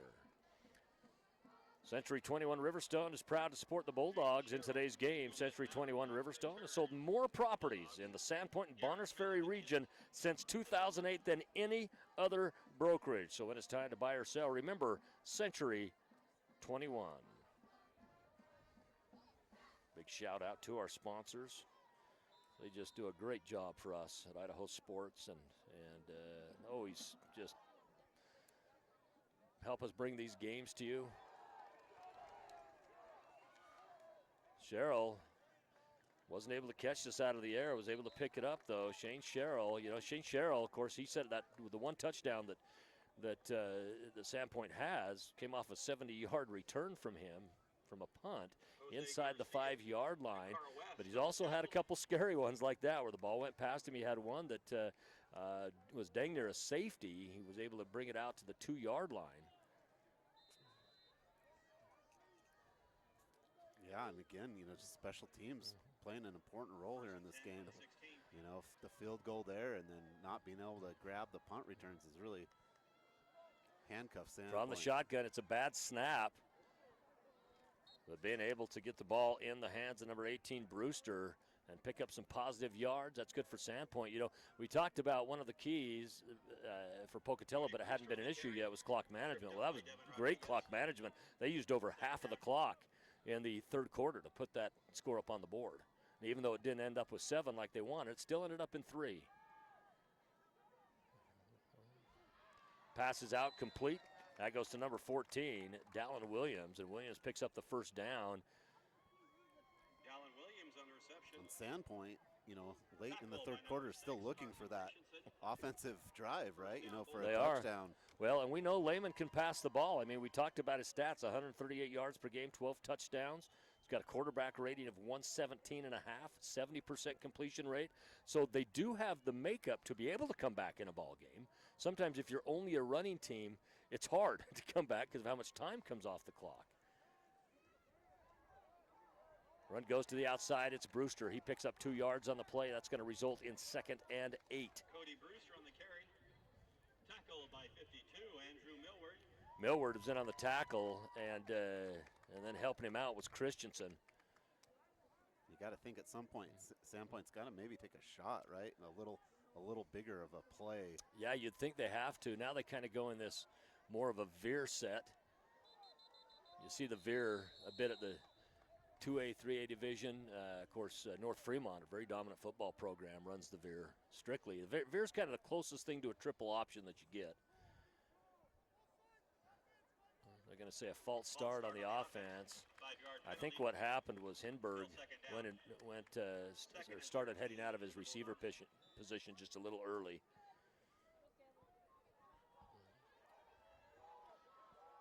This time he's up under center. Lehman looks for his receiver. He's got him. The pass is complete. It's Max Frank.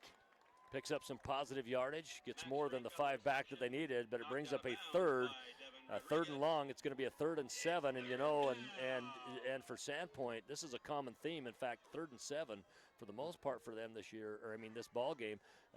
This is considered manageable. It's been around this part of the field as well. It has. They've had a lot of 1-step forward, 2-step back moments today where they can do it, but just a mistake here and there just ends up being the difference, and that penalty certainly hurt. Ball comes out and is almost intercepted. I think his elbow might have got hit just a little bit. Pass intended for Dallin Williams. Williams was the intended receiver on that play and almost intercepting the ball was Devin Rodriguez. Yeah, if his arm wasn't hit, Devin Rodriguez might have had that for an interception. ball was a little short. Yeah, it was almost better that his arm did get hit because he was in the line. He had cut that route, and that's the kind of route that if you cut it and pick it off, that's a pick six. That's not just an interception. Now we're going to get another punt. It's Christensen back deep.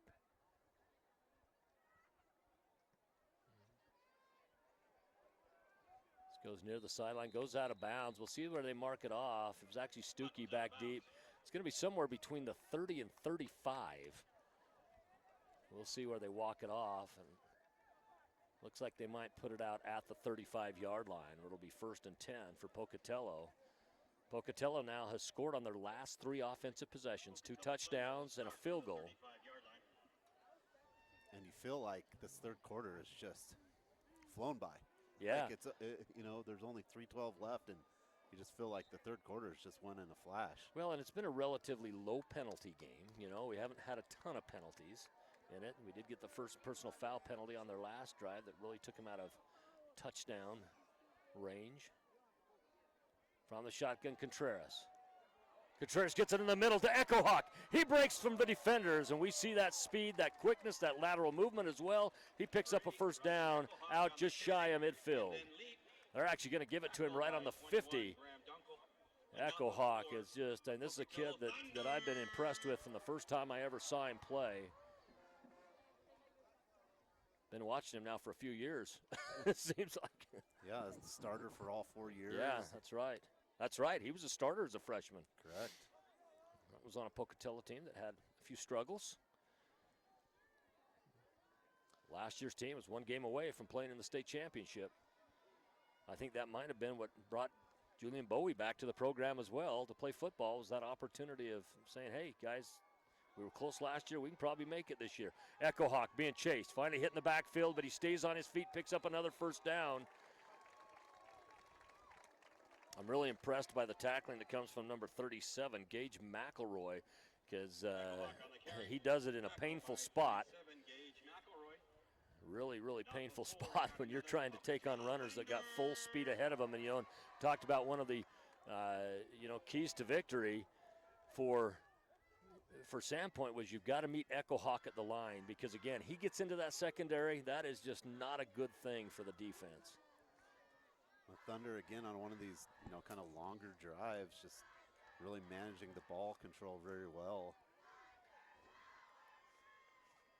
Now they go to Christensen. And now they're really starting to test this defensive line on a regular basis. And the quick offense might be wearing down the defense a little bit. And this is the thing. I hear people say, well, yeah, but why would the defense be more tired on a quick offense than the offensive line? Well, the difference is that the offensive line, you know what you're doing. Yeah. The defense has to guess, and that always wins you just a little bit more. Yeah, offensive line has a plan. As a defensive player, you're going to have to react to what's going on. Yep. So I mean, being worn out hurts a defense much more than it hurts an offense. Twins right, single left. I've not seen Bowie targeted in the second half. Contreras gets rid of it. It's almost intercepted, or at least in a good position for it. Diving after it, but unable to get it, was Van Lee, the leading tackler for the Sandpoint team. As it is, it'll be 3rd and 5. I don't even see Bowie on the sideline. I haven't seen him out on the field, and I haven't seen him on the sideline in the second half. I don't remember him coming off of any kind of injury that I remember. I don't remember him limping off or anything, but I have not seen him in half number 2. And he hasn't been targeted, which is part of the reason, if he's not out there, you can't target him. From the shotgun, Echo Hawk in the backfield as well. I look for maybe a delayed handoff here, and we're going to get a false start on the offense. It's going to go against number 72. Actually, it's probably going to go against number 65. 65 is Dawson Walsh. It looked like maybe Jace Glasscock also moved a little bit too. Not a totally debilitating penalty, but it does bring you up a 3rd and 10. And as good as Pocatello has been looking, it's been penalties that's taken him out of some legitimate opportunities. A penalty, a personal foul, took him out of a legitimate opportunity for a short and 4th. and maybe being able to score a touchdown, back to a field goal. And now you got a 3rd and 10. Leaving that door open a little bit for Sandpoint here. Contreras across the middle, has his receiver, but it's knocked away. It's knocked away by number 24. We might get a pass interference on this play. It's Jordan Tyler. We'll see if they call this. It looked like a very good defensive play to me. Yeah, it looked like he got his hand in there and knocked the ball away. Tough call. Yeah, on the backside, I don't know if he maybe had him wrapped with his other hand, and that, of course, is something that the official would have seen from that position. From our position, it looked like he just got the left hand in there and knocked it down. But, yeah, Sandpoint's backing up, which means it's going to be a pass interference call. It's going to be the 15-yard variety, and that bails him out of that penalty that took him back to 3rd and 10.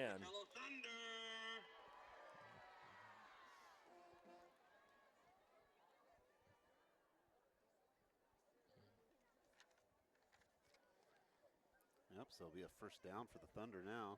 Sandpoint's wins this year came to Raymond, Alberta, Canada. That game was actually played in Montana. Then Lewiston, Lake City, Lakeland, Moscow, Lethbridge College. It's an odd one to have on your schedule. And then Bonneville last week in the playoffs, 48-0. Echo Hawk now with the carry. Goes up that gut. Of course, Echo Hawk has always been the most effective on the outside, but he picks up 2 yards here up the middle. Their losses on the season came to Post Falls, Coeur d'Alene shut them out, and then Homedale, one of your top 3A teams in the state. Ladies and gentlemen, there are half-price hot dogs and pretzels until they're gone at the concession stand. Half-price hot dogs and Sandpoint was undefeated in Inland Empire League play this year. Small conference, just 3 teams. Same with Pocatello, just the 3 teams in there. And actually the Inland loses a team next year as Moscow will drop down to 3A for football. Okay. They'll stay at 4A for everything else. That's what Wood River has done down here in this part of the state. Boy, a great pass down to Wilkinson. Almost had a nice one-handed catch. The defensive assignment was fantastic as well by number 21, Graham Dunkel. That pass could not have been more on. It was just right on.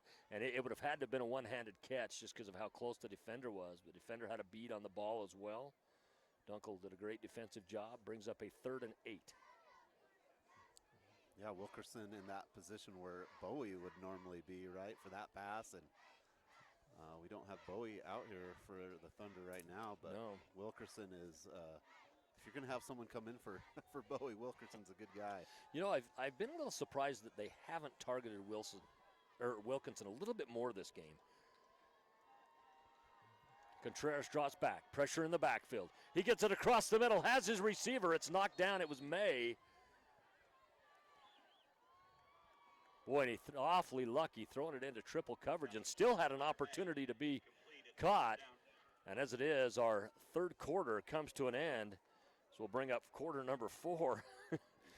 27-10 is your score. Pocatello on top as they have scored in every quarter of this ball game.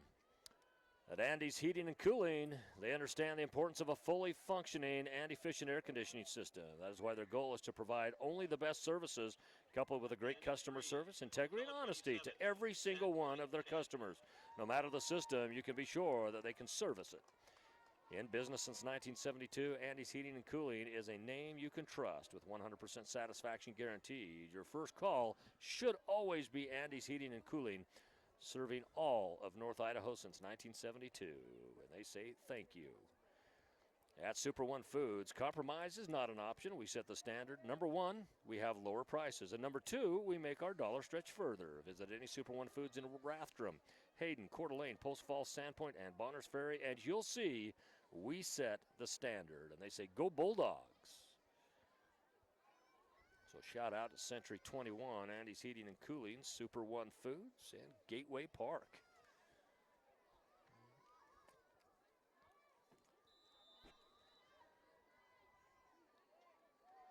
So coming on to try another field goal. This one's going to be a 43-yarder.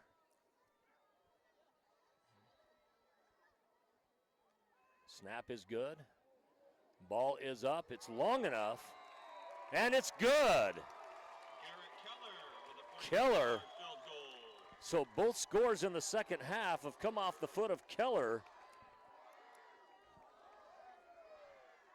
This one came at the 11:55 mark, as it was the first play of quarter number 4. So he's kicked a 40 and a 43-yarder.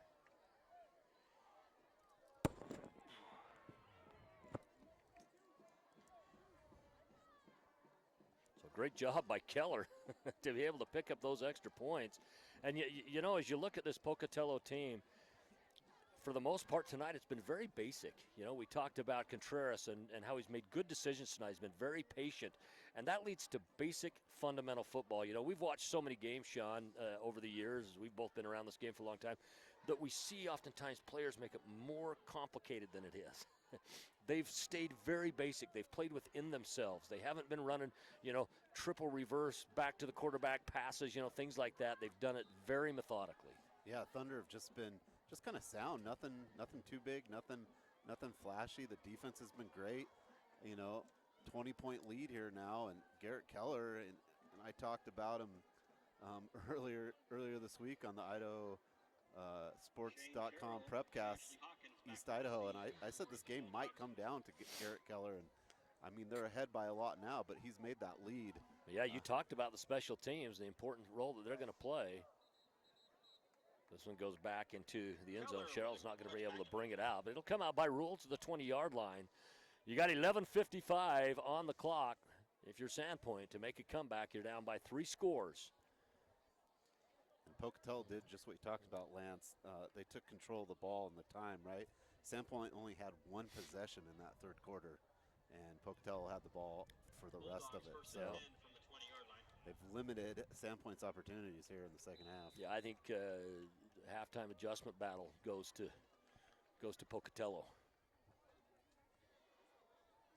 Lehman from the shotgun. He's got trips left, single right.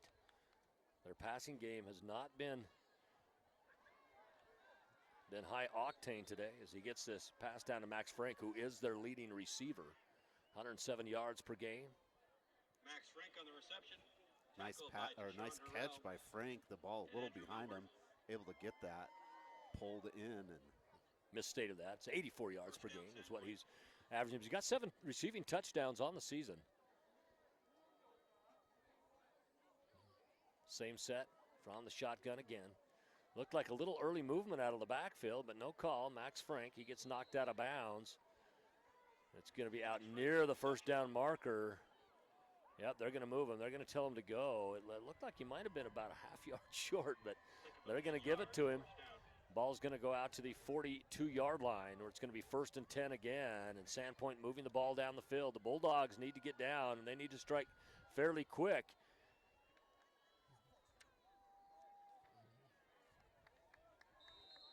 They hand the ball off to Brewster. Brewster able to pick up a couple yards. They're going to give him forward progression. So now it's going to be a long 7, short 8, with 10:57 on the clock, continuing to run. The clock management in the third quarter by Pocatello was fantastic. And then, of course, they had the field goal to start the fourth. So both second half scores. Now here's a chance taken. This one's going to be thrown downfield. It's caught. It was a duck, but it's caught by number 14, Dallin Williams. Dallin Williams with the reception, tackled by Cutter. Yeah, that ball didn't have a lot of velocity on it, as you said, and it was hard for me to not catch it up with it on the camera. No, but it just happened to be wide open. The pass was thrown by Jesse Turner on the double reverse.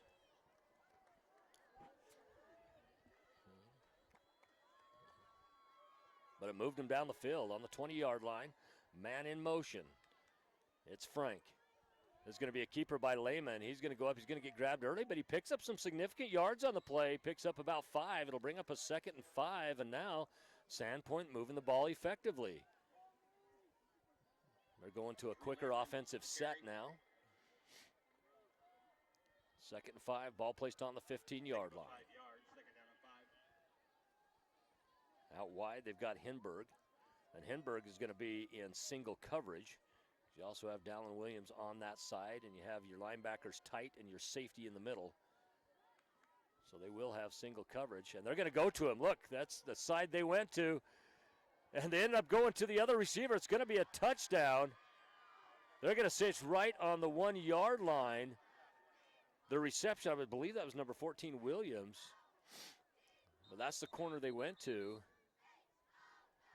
And he quickly rips his helmet off, and they're going to help him up, and it was Williams. So the ball is down on about the 2 centimeter line.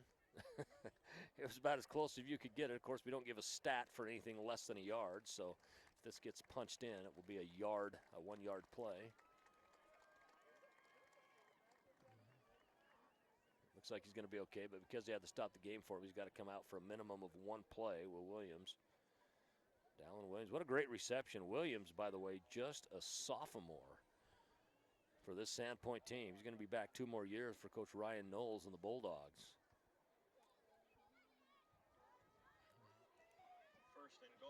So now you got 1st and goal. I would not be surprised on this to see Lehman keep it. Of course, last time they went for a tush push, they ended up with an illegal runner somewhere.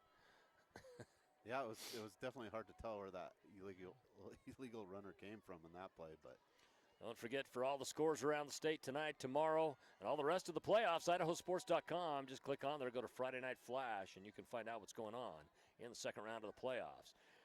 It's going to be number 18, Brewster. Brewster punches it in at the 9:29 mark, and that's important. Yeah, quick drive by Sandpoint. Cody Brewster on the carry. Touchdown, Sandpoint.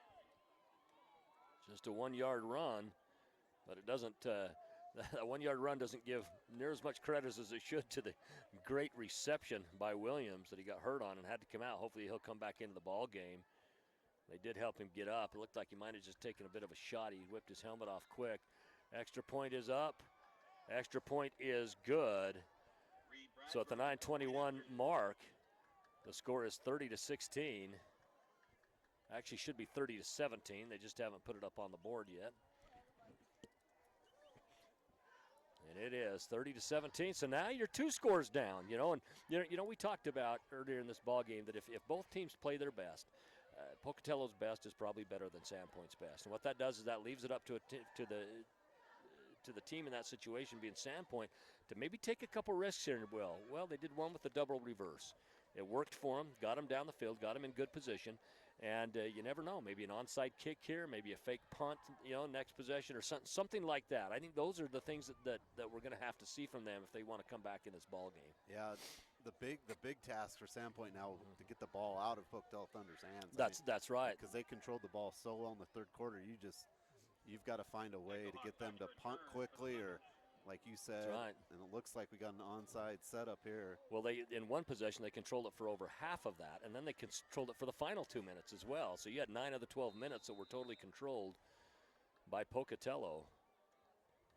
We are going to get an onside here, and the challenge with this too is, you've got to take a chance somewhere along the line, but this kind of field position for Pocatello plays right into their hands, especially when you know that they've only got about maybe 20, 25 yards to go before they're in legitimate field goal range as well. Yeah, especially Garrett Keller, 40-yarder, 43-yarder. You're not far from one more score, and another field goal pretty much puts this out of reach. I believe that was Robert Reed that just scooped at the ball and fell on it, to make sure the onside kick was not going to work for Sandpoint. Beautiful night here in Pocatello, Idaho. You can see across to the east side of the valley and the mountains there as well. Contreras from the shotgun. They go up the middle. This is to Echo Hawk. Echo Hawk's going to pick up about 4 yards on the play. That's all he really needs to do at this point, pick up some chip yards. He's done great to the outside. We didn't call his name near as much in the first half as we expected. We've called it plenty here in the second half. But right there, those chip yards, they keep the possession in your hands because, it takes about 3 downs usually to pick up a first down in a situation like that. But more importantly, it keeps the clock moving. And the clock is your 12th man right now. And it's just rolling, and it's rolling the Thunder's way right now.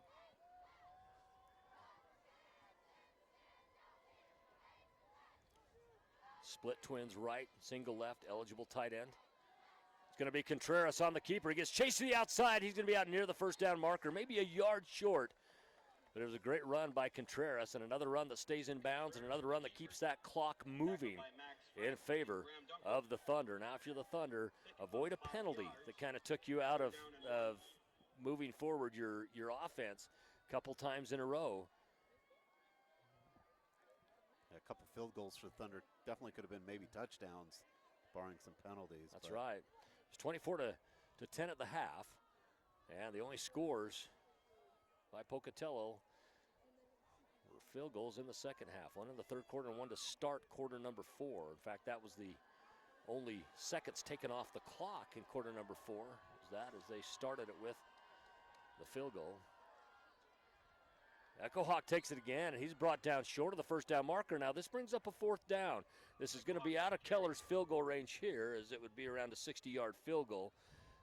Actually, I shouldn't say that. Maybe you can. But I wouldn't imagine that. And so you look and you say, do we go for this? If you do, I think this is a place where Contreras can pick you up this first down. But if you punt it, you got a little over 7 minutes to go, and a Sandpoint team that just came off a great offensive possession. Yeah, but the Thunder's defense has been solid all night. Yeah. I think at this point, maybe you let your defense do the talking, but what do I know? So they're coming out with their offensive set, and it might be something where they're just going to try to get him off or get him off sides, but usually that's done under center. They snap it. It's going to be Echo Hawk. Echo Hawk's going to pick up the first down. He's going to pick it up by about 1.5 yards, and that'll be a new set of downs. Riken Echo Hawk picks up the first down. Tackled by number 90, Tyson Hodges. Late flag. It might have been a taunting flag.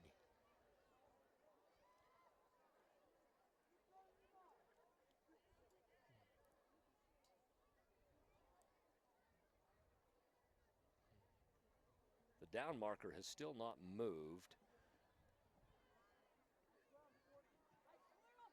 The only thing I can imagine, if the down marker hasn't moved, was it like a late false start or something, It was super late. The flag was super late. Maybe it came in as a fault. No, they're going to give him the first down.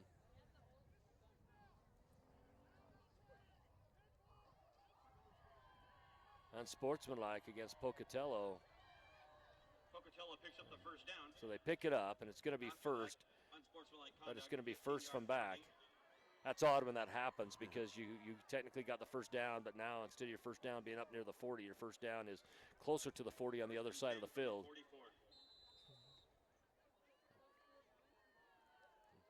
Yeah, so might have been some trash talking. I thought maybe, did someone see a false start and they assumed another official called it or something? And because they hadn't said anything to the down marker yet, and it was clearly a first down if the run stood, which it did, but then the personal foul. Well, unfortunately, this gives Thunder a first down and a chance to run the ball a few more times. It does, and now we're down to under 6.5 minutes in the ball game. To the outside goes Echo Hawk. He's being chased. He's still on his feet. Finally brought down. A great defensive tackle. I've been extremely impressed with Eli Allshouse.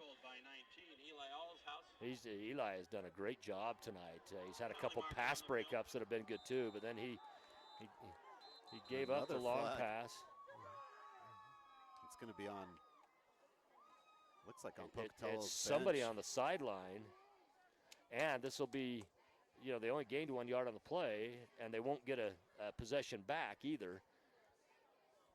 They won't get a play back. It'll still be second down, as Coach Dave Spillett, he turned around. He was really upset with whoever said something on his bench. Never should have.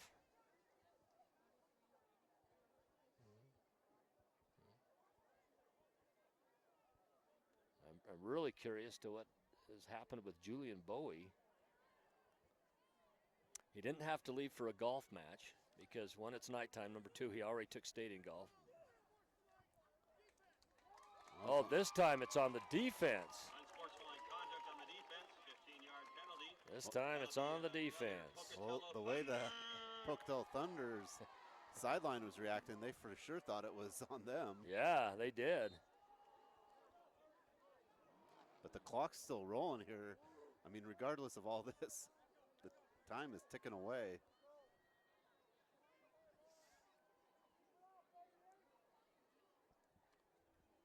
if you're Sandpoint, you got to decide if when you're going to use a timeout. But it's 1st and 10, so basically between the two personal fouls, it just came back to where the original first down was going to be, pretty much. A moot point. Split receivers. You got one to the left, too. They're going to go deep. This is usually a Julian Bowie pass here. It goes to Wilkinson, and he gets into the end zone, and it's a touchdown. The ground obviously caused the fumble, and because it can't do that, it's a touchdown. Looked to me like he had control of it. There's no replay in high school football anyway, at least not as part of the rules. And that comes at the 5:29 mark.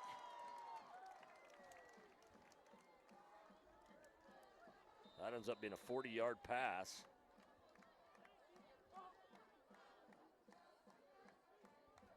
Moves our score out 36-17, extra point pending, and all that good work to put that touchdown up on the board for Sandpoint. All they did was trade scores. This extra point zone go. We haven't had an extra point be missed today. They've been kicked. 37-17. I would be almost positive Garrett Keller has probably not missed one all year. I'd feel confident in that. Well, and he's got such good arc. He gets under it so well. It makes it, you get under it like that, it's just almost impossible to block, unless someone just gets in unabated. It's just so tough. I mean, well, yeah, how much arc he puts on the ball, even if someone did break free, I mean, it would still be, you'd have to be 6'3", 6'4". Yeah, like I said, forward. you'd have to come in unabated and just block it right at the point of contact. Yeah. That's the only way you could do it. Did you know Idaho high school seniors graduating next spring are eligible to up to $8,000 in grant money for career training and education through Idaho Launch? Funds can be used to cover the cost of apprenticeships, job training, community college, and university programs that lead to in-demand careers. That's Idaho Launch. And now, it's going to be Keller kicking back off. This one goes fairly deep, but it's going to be returnable.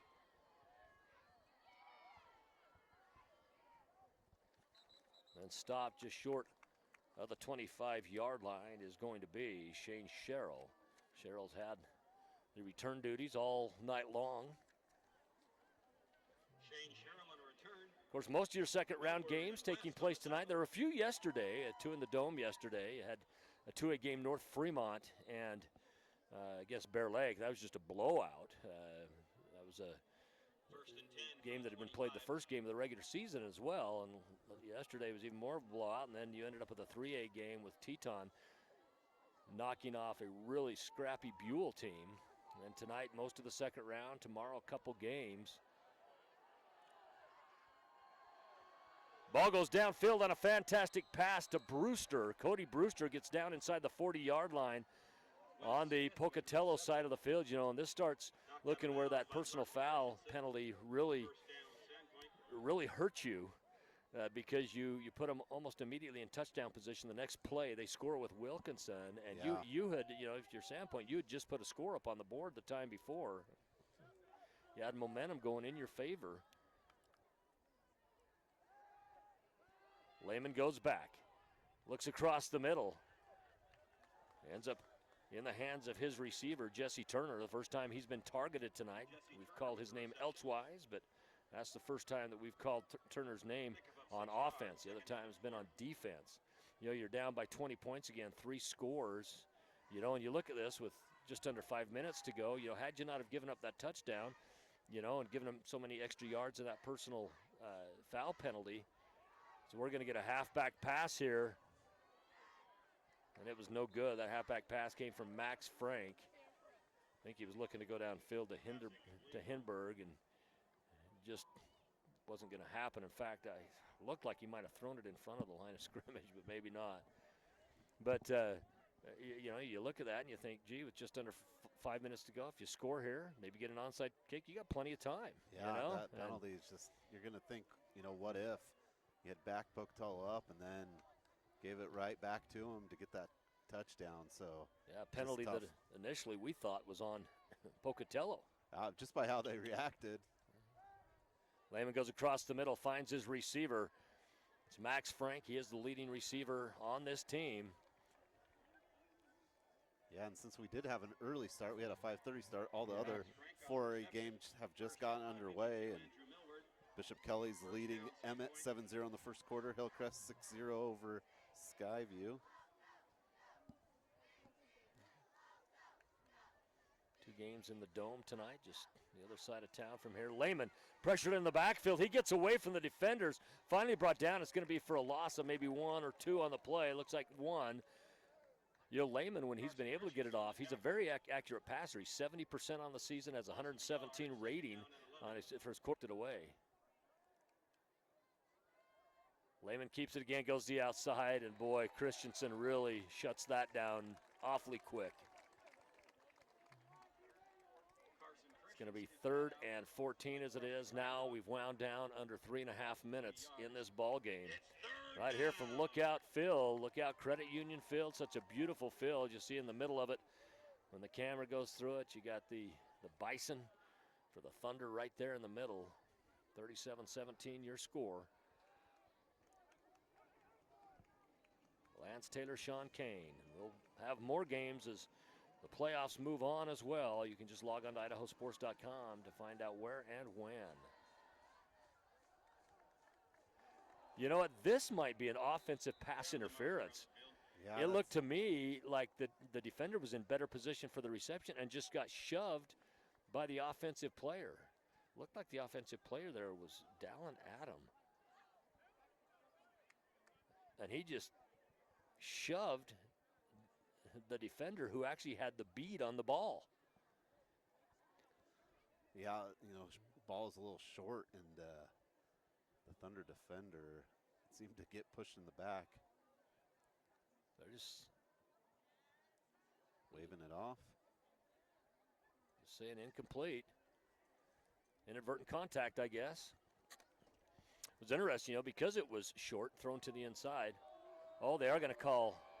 Wow. They're going to call that pass interference. You know, that's an odd call. I could see if it was a holding beforehand. You know, but the thing is what happened there, the ball was thrown to the inside, which technically makes the defender now the legal receiver. So now the offensive player who it was intended for has to defend that. Yeah. And he shoved him. That's awfully odd play. Lehman out of the backfield on the move on a bootleg. Gets it out to his receiver. It's good. It's Hinberg. Hinberg, another senior on this team for Sandpoint. Ball will be placed on the left hash mark on the 4-yard line. It'll be 1st and goal.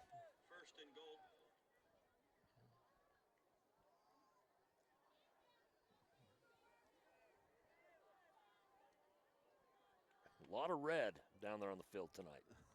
Both teams have red. Up the middle they go. And they get it down to the 1-yard line. It was Hawkins that carried that. First time we've called Hawkins' name tonight. He kind of limps off just a little bit. Number 29, Hawkins, just a junior. He's also a DB on this team. From the shotgun goes Lehman again. I wouldn't be surprised to see him run this with the block out to the right side. Instead, they're going to hand it off to 18 Brewster. Not sure if he got in or not. We'll see here. Neither of the side judges called him down, so it looks like they'll probably see where he ended up with that. Now they do, and they're gonna say it's inside the 1-yard line, awfully close to the goal line. Now we're gonna get a timeout. This timeout is going to be taken, and we're gonna take a quick timeout here as well on IdahoSports.com. 37-17, Pokey on top of Sandpoint. Do you show your Vandal pride? Dave sure does. He proudly dons the silver and gold when he's at work, mowing the yard, and especially on game day. Hey, can we get 3 tacos? I got this. Where did you get that? You don't have a Vandals debit card? Don't worry, Dave. You can get your Vandal debit card by visiting p1fcu.org/govandal. Go Vandals!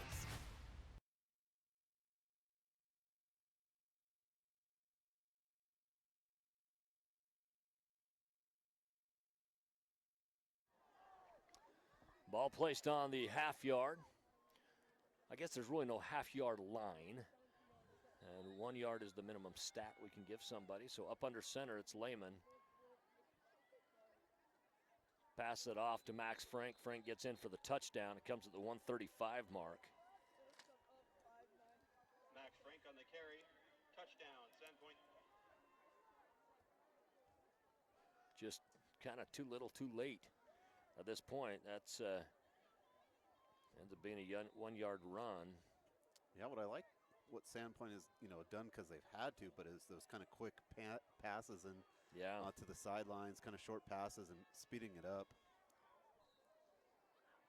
Extra point is up. It's no good. I didn't quite see what happened on that. If maybe a hand got on it. I didn't see a hand. Awfully short. Either way, it didn't go in. So 37-23 is your score, with Pocatello on top. $1:35 remaining in the ball game. Again, a shout out to Gateway Park in Idaho Falls, being our local sponsor for Pocatello. And then Century 21 Riverstone, Andy's Heating and Cooling, and Super One Foods, as well as P1 FCU for Sandpoint, and also Lookout Credit Union for Pocatello. Lookout Credit Union has been such a great partner of ours this year. So proud to have them here. Gate City Game Night, sponsored by them this year. All the games in the Gate City covered. There's not a Lookout Credit Union where I live, but if there was, I'd go and open up an account there. Echo Hawk back to return. So those of you who are within their range, you go and you open up an account. That's a demand. It's a demand by Lance and Sean on Idaho Sports. And I get 5% of whatever you put in there. There you go. Small print. So make it a real big amount. I'll take a small at this point. We're certainly going to get the onside kick here, and it looks like we're going to get a timeout. No, ball came off. I just saw one of the coaches walking out on the field, so I thought he was calling a timeout. The ball had come off the tee.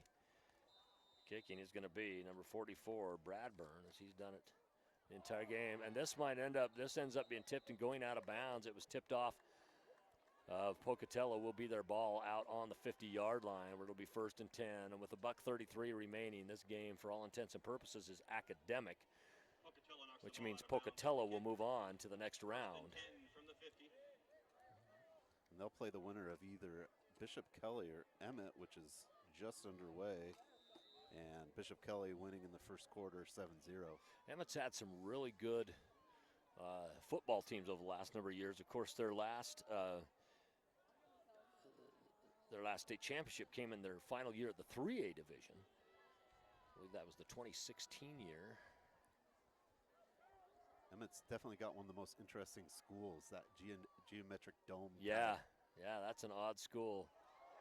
And now we got Echo Hawk. He's going to run up the middle, and no one's going to catch him, as it's going to be an Echo Hawk touchdown. And they're just going to add salt to the wound here. And, they weren't running a play trying to run up the score. They're just running a play. It went right up the gut, and Echo Hawk scores. Now this one with 1:22. Riken Echo Hawk through the touchless car wash. Touchdown, Thunder! There's a 50-yard run. Got extra point pending. It's 43-23. Keller on for the extra point, where he has been nothing but dead eye tonight. The snap is good. The kick is up. The kick lands in, might have landed at Marsh Valley. We'll see. 44-23. Great kick by Keller. He's doing an excellent job for his team tonight. He's done everything asked of him. He's got a 40-yarder and a 43-yard field goal on the night as well. And those were just as down the middle as that one was. Yeah, the 43-yarder could have easily been 50, maybe a little more, with how much it had underneath it. Yeah. Very much so. He's just done a good job. And oftentimes people don't realize, at the college level, at the pro level, what a big deal it is at the high school level to have a kicker. Especially from 43 yards. That's right. And, there's some high schools that never go for the one-point conversion because they just don't have anyone they can trust. And it is nice to have a high school that can play play the kicking game as well. Yeah, it makes a huge difference. You know, I was in Aberdeen first game last weekend, and of course those teams both go for 2 points every time. But if you get in those close games, if your ability to kick one from that far makes a huge difference. This one, they're just going to worm burn it. This was on purpose. It's going to be picked up, brought back by Max Frank. He gets out to the 35-yard line. So elsewhere in the state in 4A, you got Hillcrest Skyview, and they will play, the winner of that game will play the winner of the Twin Falls Skyline game. Skyline, your 3-time reigning state champions at the 4A division. As they've won 5 since moving back down to the 4A division, as they won the first 2 when they moved down to the 4A division. Then, of course, as you mentioned before, Sean, the winner of the Bishop Kelly Emmett game will face Pocatello, who will certainly win this ball game. Minute 15 on the clock.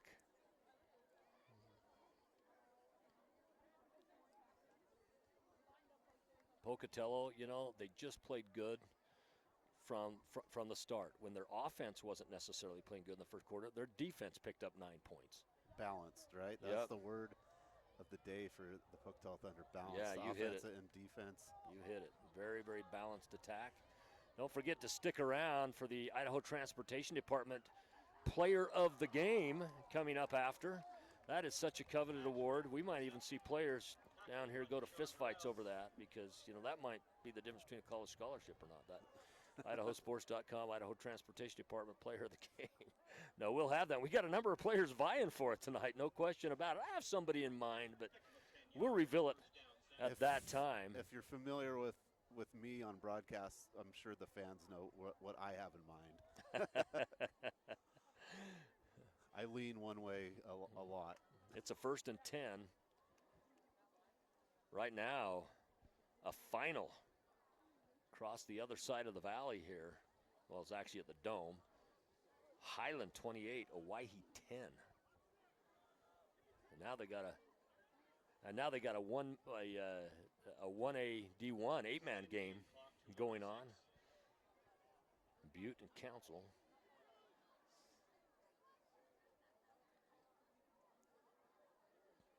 Eagle, last update we've had from Eagle is first quarter, they're up 7-0 on your reigning, 2-time reigning state champions, Rigby. Out to the side, the reception goes. It's complete. Just short of the first down marker as Hinberg did everything he could do. Devin Rodriguez on the tackle. Meridian Mountain View.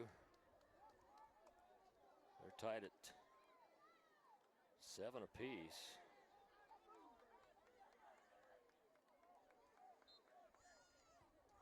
Hit as he threw it. Nice pass for Sandpoint. Pass across the middle. In the 3A division tonight. Third quarter, Homedale 21, Snake River 0. That's being played up in Homedale, and their new turf up there. I don't think that's a shocker for anybody. But right now, it's Weiser 8, Kimberly 8, Weiser 7. That would be, to everybody but Kimberly, that would be a shocker if Kimberly ended up knocking off Weiser. Not me. No, I picked Weiser. Kimberly's a good team. That's what I mean. If Kimberly knocked off Weiser, I'm with you. That would be a shocker to most people, except for Kimberly. You know, this Kimberly team is really the team that's kind of flown under the radar at 3A this year. You know, people are talking about, you know, they talk about Sugar because they've won 4 of the last 5, and they're your number 1 ranked undefeated team right now. Homedale's undefeated. They give them a lot of talk, and they give Weiser a lot of talk. And Kimberly's kind of been the one that's been left out of those conversations. You know, and I'll tell you another very good team as well. Teton. That's a fantastic team. Number 1 passer at all school sizes in the state of Idaho. Number 1 scorer in the state of Idaho overall, and also the number 1 receiver in the state of Idaho overall for all school sizes. Yeah, we talked about that on the prepcast. Teton, we could foresee a Sugar Teton final, an all East Idaho final. Yeah, we very well could.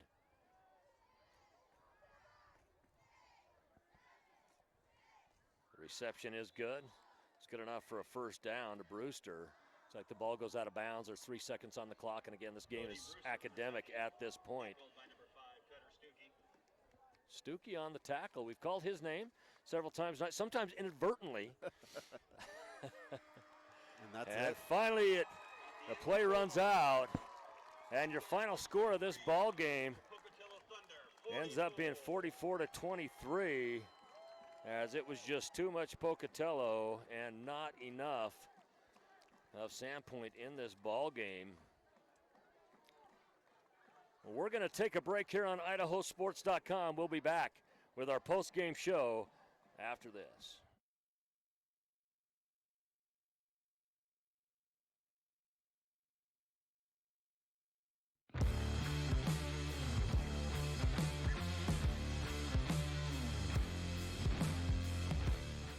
As Idahoans, we're not afraid to take risks.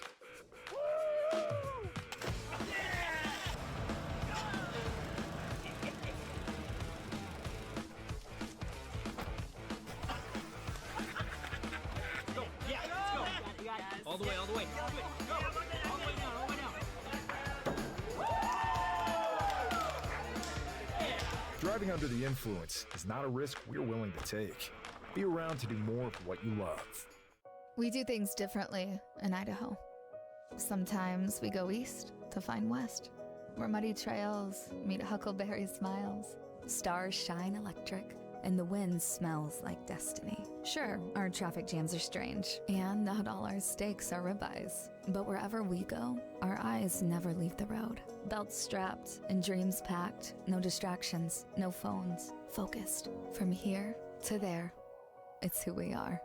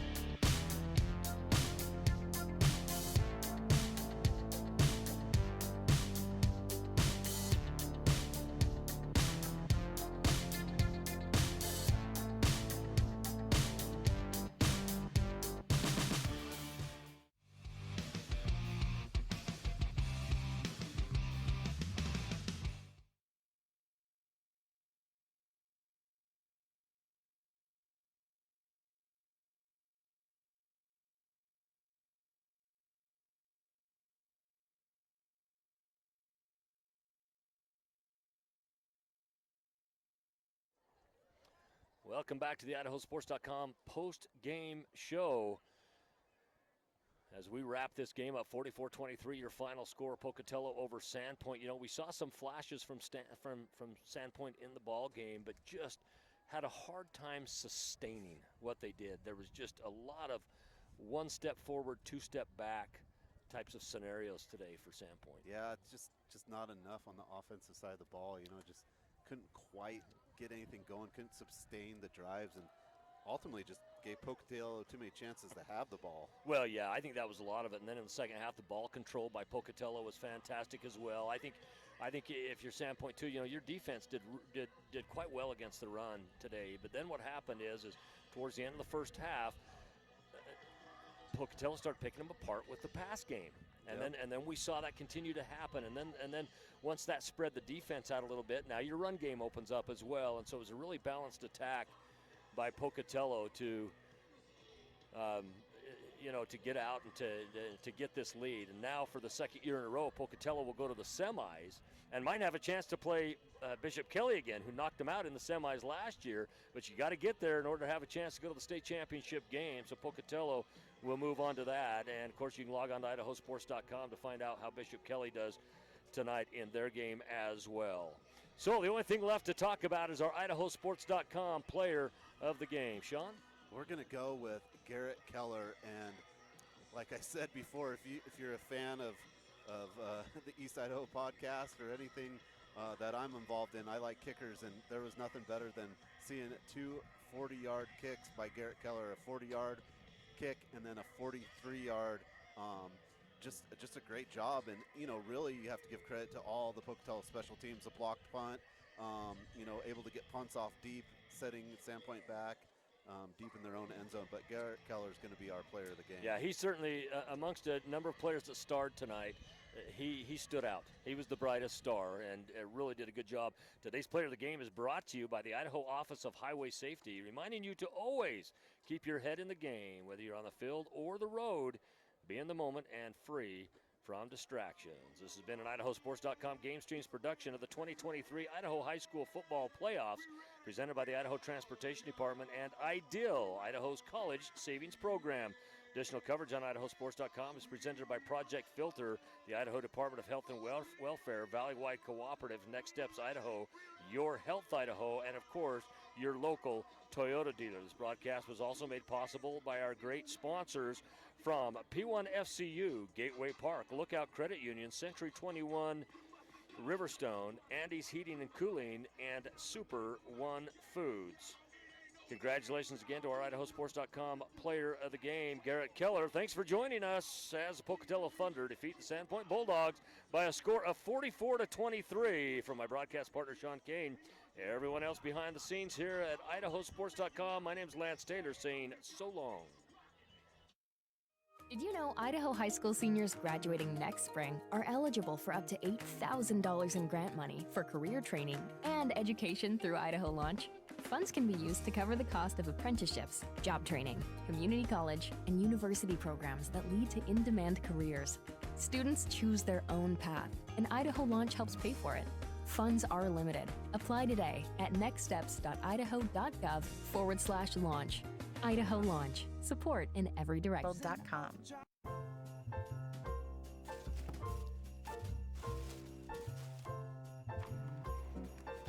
This is not what I asked for. Once again, we have contributed to your IDIL college savings program. Love, Grandma and Grandpa. Give the gift of college savings this holiday season with IDIL, Idaho's 529 college savings program. Eventually, they'll appreciate it. I love it. Thank you. College costs money.